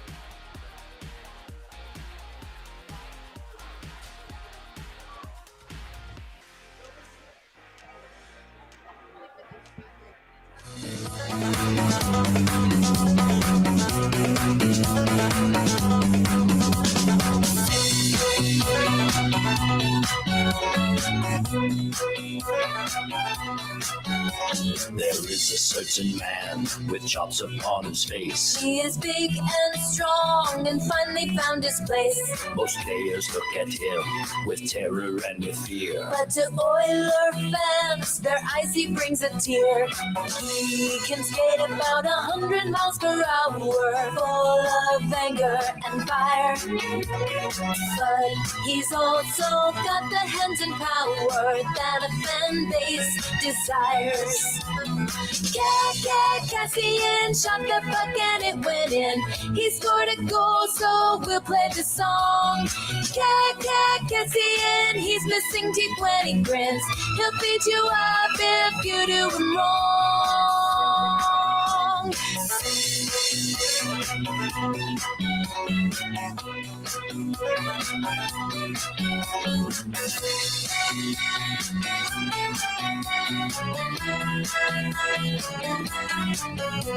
He was a drafted man in the first round long ago. He went to Vancouver from Buffalo. He landed with the Habs, but never played a game. His career got on track when to Edmonton he came. The Oilers got him in a trade for Scrivens. Now he's a leader of the pack. When it comes to Casseroles are given, show your rack for Zach. Cassian shot the puck and it went in. He scored a goal, so we'll play the song. Cassian, he's missing teeth when he grins. He'll beat you up if you do him wrong. 8:35 on the Nielson Show. If you missed it in the 7 o'clock hour, we did have Zach Cassian on the show here at the Terwilliger Rec Center. Absolutely awesome interview. Scroll back on YouTube if you're watching over there. Find it on the Nielson Show podcast version, hour number 2. You can track that down. It was a good one. That was a fun chat. All right. If you are watching over on YouTube today, hammer the thumbs up for us. Sub to the channel as well. We've got you covered. We are looking for the official name of the next 2.5 months. What are we calling the off season this year? It is a monumental off season. Are we calling it Operational Blank? Are we calling it the Blank Project? We need a good handle for it. Operation? What operation? Off season? What off season begins on Monday, probably at 7:45. And like I said, we're going to bro it what I laid out. So we got about 8 weeks until free agency. We will spend a week on the coaching conversation. We will spend a week on the management conversation. We'll spend a week on just the whole Connor McDavid conversation. He's got 2 years left under contract here. We'll spend a week on the goaltending. We'll look at it. How much was it to blame? Can you get out of Jari? What other options are there? We'll spend a week on the blue line. What do you do with Darnell Nurse? Maybe just a week on Darnell Nurse and how you sit him we down. could do that. How does the conversation go? We'll get to a week on just say unrestricted free agents, maybe a week on the other forward group, the rest of the forwards or something. So we've got lots to dissect. That's why we love having you along for the ride. You can text us anytime, 780-218-9999. Nolan from St. Albert says, Operation Stop the Count. Scalding Gourd says, McDavid, the finale. That's not technically the next off season could be McDavid, the finale. Project Hail Mary F Kill. As far as the roster goes. Yeah, that's a good. Yeah, it's kind of funny. That's a good time. Don't text in and say oil change 2.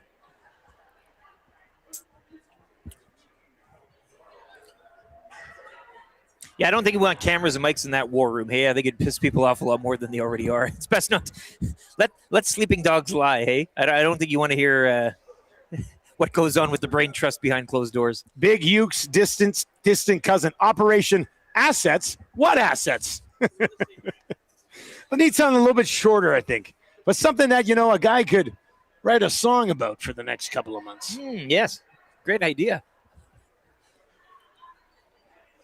Mac Lemick says, project throwing in the towel. Nature Boy says, welcome to Operation Keep the Window Propped Open.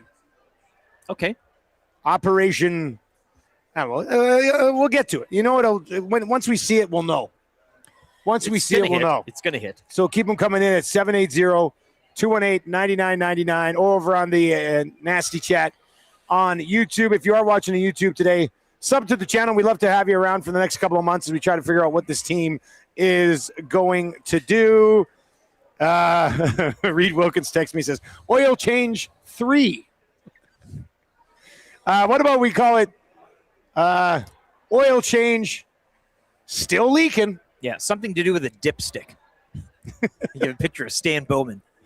Chris from Cruise FM says, do you guys see your billboard on Terwilliger Sea Rink? Well, that's that rink right there. I guess we're not on a I guess we have a billboard up. Check that out. It would probably be on this wall. Again, we'll have to go see.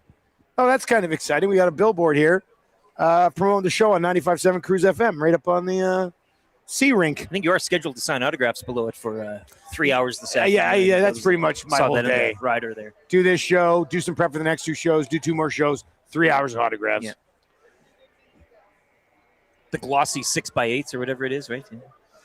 Operation Saving Private McDavid. What about Operation Convincing Connor? That's a good. I came up with that one. Yeah, that's. I like alliteration. I think it sounds good. Oh, I know. Operation What Would Zito Do? That comes in from Rip City Step. What would Zito do? This text in says, Dusty, everyone is right in some ways, and that's the scary thing. Belzy on the lack of effort.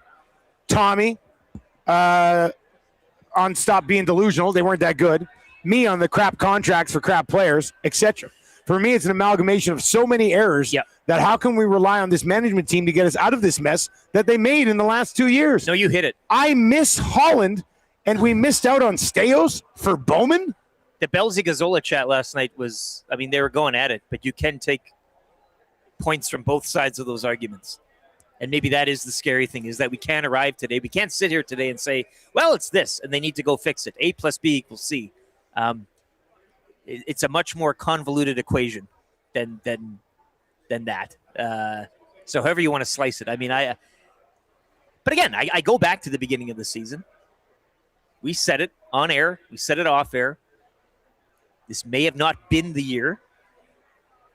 I'm not going to throw up excuses, but I am going to throw up reasons in the amount of games played over the past 2 seasons and the amount of international play as well for some of the heavy hitters on this roster. So those are reasons. They're not excuses, but all of that mixed in, that doesn't excuse, asset management and what have you. So there's lots of things to scratch off the card here. And I guess the question is, where do you start? Are you comfortable in just saying that, okay, you get a long off season here, and how much better will this team be given a long off season? How much does that quell you and give you hope for next season? That it's just a bit of a rest. How much does that?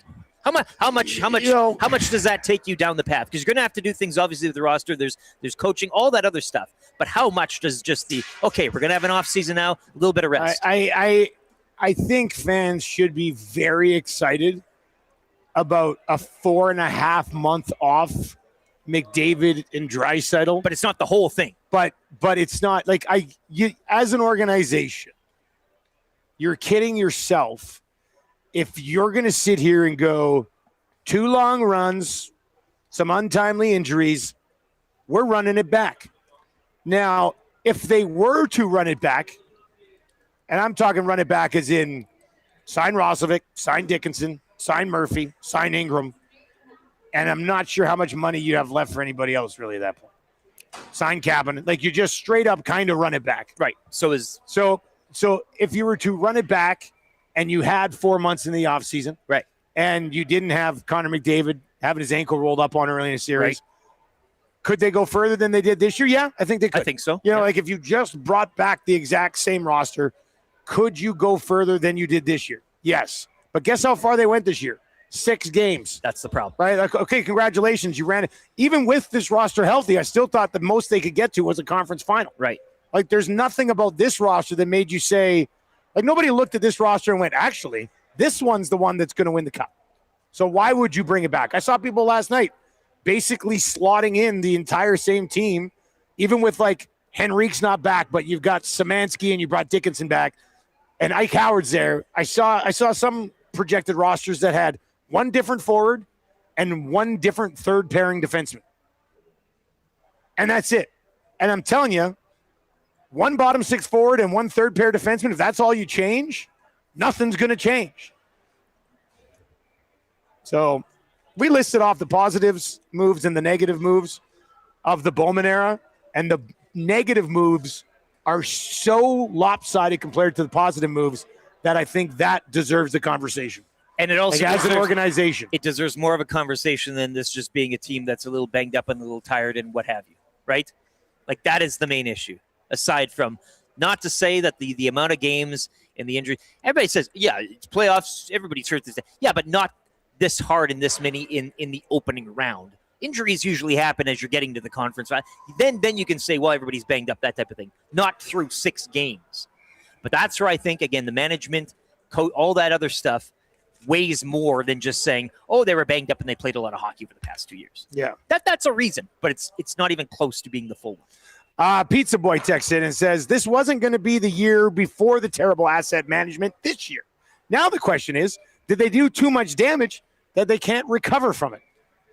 I don't think, I mean, they've done some damage.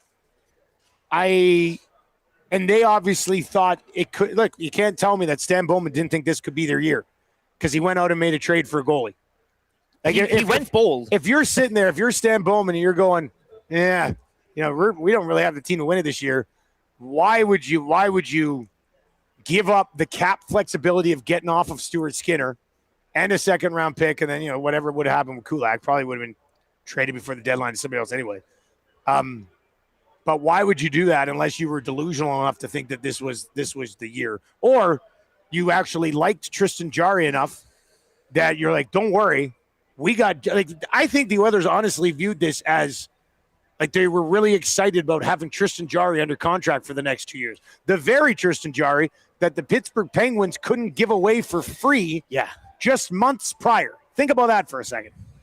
So, I mean, there has to be positions in the organization that can be improved, whether it's the pro scouting, whether it's the GM, whether it's whoever. Well, pro scouting, there has to be something that the Jarry conversation also leads into the Wallman conversation. And you're thinking, well, why during his career path has this happened to him? And you're like, oh, look at this. We got to. Well, why is that? You know, why?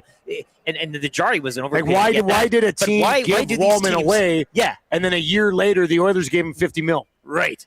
And why the justification? Why could the Penguins not give Jarry away? Exactly. And the Oilers traded cap space over cap flexibility in an important offseason and a second-round pick for their problem. And Podkolzin's fine. Szymanski, whatever the other ones you had 5 positives, but they don't outweigh those negatives at all. Not even close.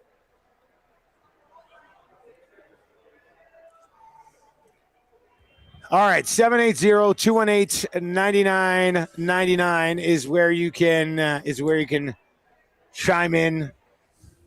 EMG says, I've got it. Operation McRide or die. Don't love it. Don't love it. Something will work though. We will find it. Jill says Roslovic did nothing this round. Do we want him back? He should have been awfully motivated to show up. We talked about it with Gazdic. Gaz nailed it. He had a good point. He's a tweener. Yep. Roslovic could be effective on a second line, but they didn't want to keep him on the second line. They played him on the third line. He's not a third liner. It's not the time or the place. You could spend equal to or less than the amount of money that Roslovic is going to want on a guy that you could probably have as a third line. Like, take whatever you're going to give Roslovic and just give it to Dickinson. Yeah. And bring Dickinson back as your third line. That's filling a hole fully like, instead you of can't, half and we didn't see a ton of Dickinson, but I would say I'd rather spend money on Dickinson than Roslovic. He fit a specific need. See, I said this off the top of the show. Like, the last 2 cup runs have been fun. And that's all we've had since we launched EST. But we were born in the darkness. Like, all of our staff will have been around through the decade. Like, hashtag fire them all. Like, we know how to talk about off seasons, and we know how to dive into it. Like, this is sort of back into the wheelhouse.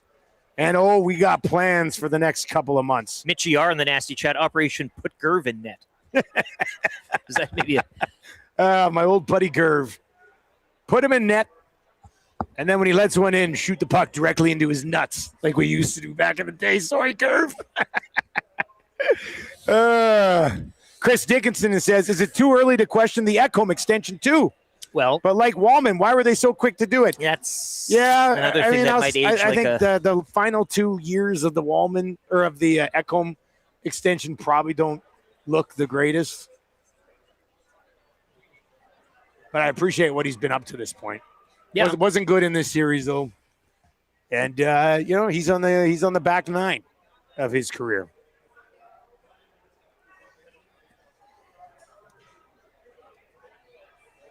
Chantel down in Calgary says, "Boys, I love the Oilers, but at this point, aging core, below average at best management, lack of youth in the pipeline ready to help, and the likelihood of a one-off season being the make or break for this version's team, chance to get a cup.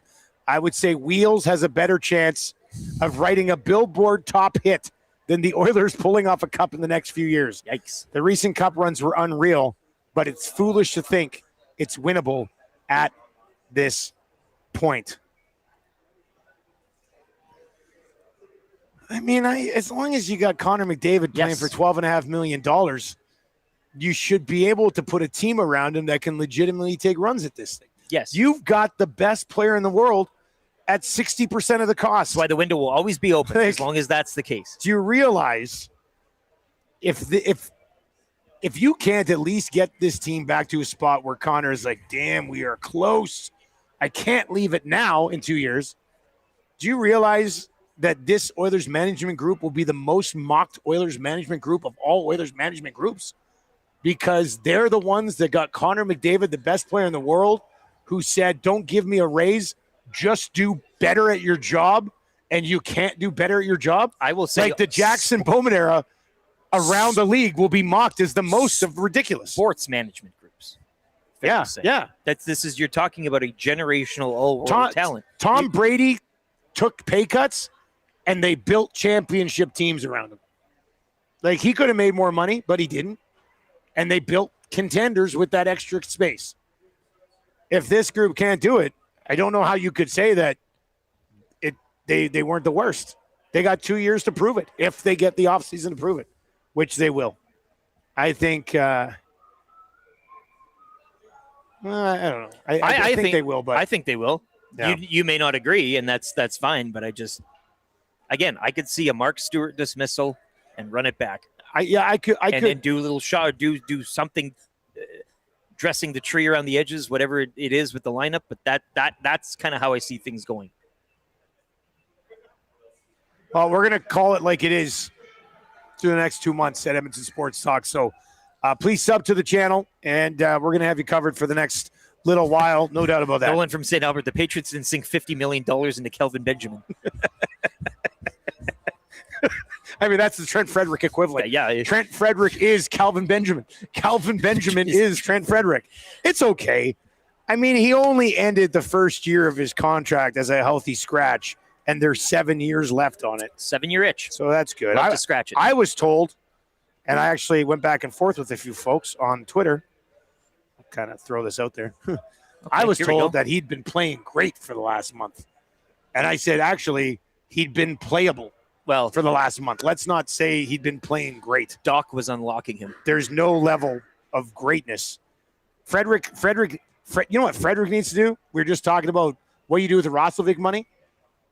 That's just Frederick money. You've already done it. You've already paid a guy to play your third line winger for $4 million. Yeah. Problem is he can't do it. And he's getting older. And there's, I gave you, and we'll come back to these quite a bit, but the top 5 moves and worst 5 moves from Bowman. The worst 5 were so much worse than the top 5 were good that if you allow him to have like 3 more misses like that, it's done. You could like take 2 of the worst moves and stack it up against the 5 good ones. And I think it still outweighs just in terms of what you've handcuffed yourself with. I mean, outside of that, I think they're in a pretty good spot. Hey, 4 months. You got that. That's today. We're looking at that. Can I make a prediction right now? Sure. I'm going to make a prediction right now. Connor McDavid. Now, this is. I think most of you would probably say I'd rather see them commit to defense, and I just don't know if they have that in them. But Connor McDavid's going to have 150 points next year. I'll take the over. Healthy, no international interruptions. 150 points for Connor McDavid next year. I don't know what it leads to, but that's what I'm going to say. 150 points for Connor McDavid next year. Bold prediction right now. What's up, man? Good to see you. Scuba Steve says Frederick just got scratched from the Hockey for the Helps Homeless tournament. He went undrafted last night. Gage drew it before him. All right, let's get into the wrap for William Huff. If you want your place to look as good as ours, get it done. I guess we're not in the studio. But the studio looks great. We know it. WilliamHuff.com. They've been doing it since 1952. And, I guess now, with the Oilers out, I'll talk to Bruce. We'll get that sign adjusted outside the building. Yeah. Yeah, we'll have some time. Yeah. Have some time to kind of get some stuff taken care of. Looking at on the, lots of positives. There's tons of positives here as well. Oh, there it is. That's a good-looking billboard. Matt Iwanik's here. He's getting ready for the hangout. It's a nice billboard. Thanks, Matt. That's very cool. Terwilliger Rink C. You'll see us here, which is nice. Patty, all right, what did we learn on the show today? We learned that the Muzz, it was a hell of a night for her. Elizabeth met her hero. And it's going to be a hell of a day. Today. Yeah. She met Zach Cassian through FaceTime last night.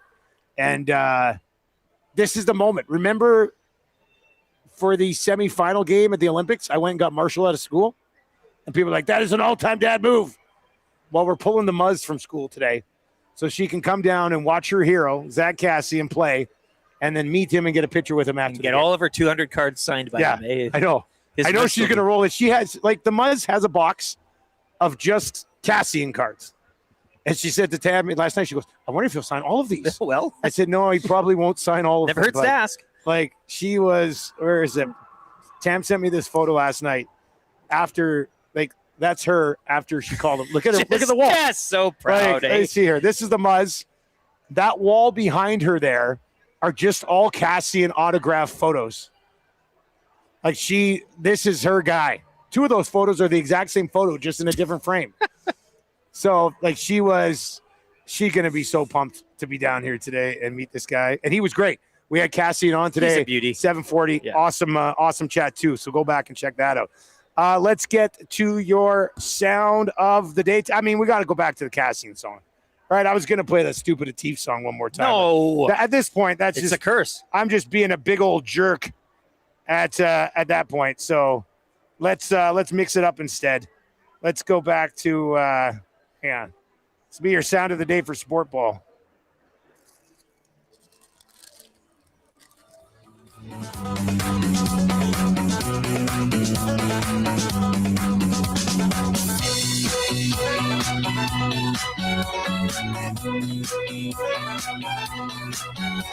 There is a certain man with chops upon his face. He is big and strong and finally found his place. Most players look at him with terror and with fear. But to Oiler fans, their eyes he brings a tear.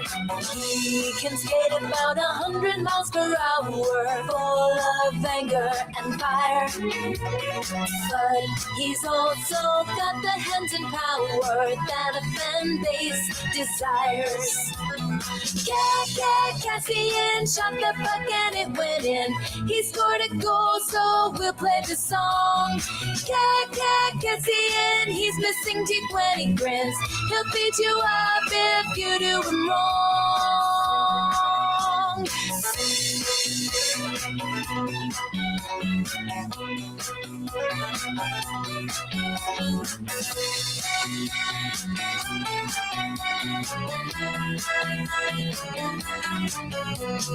was a drafted man in the first round long ago. He went to Vancouver from Buffalo. He landed with the Habs, but never played a game. His career got on track, when to Edmonton he came. The Oilers got him in a trade for Scrivens. Now he's a leader of the pack.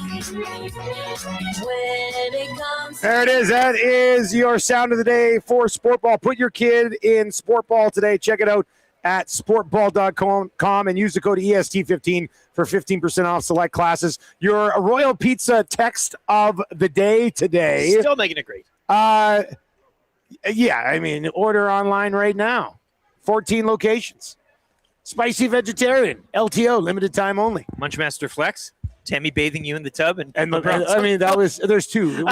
We could go Munchmaster Flex. That got me. Tammy bathing me in the tub, and LeBron FaceTimes, and then she brings it in the tub, and I'm sitting just grossly in the tub as a naked man. And LeBron's like, "Hey, Dusty, what's up?"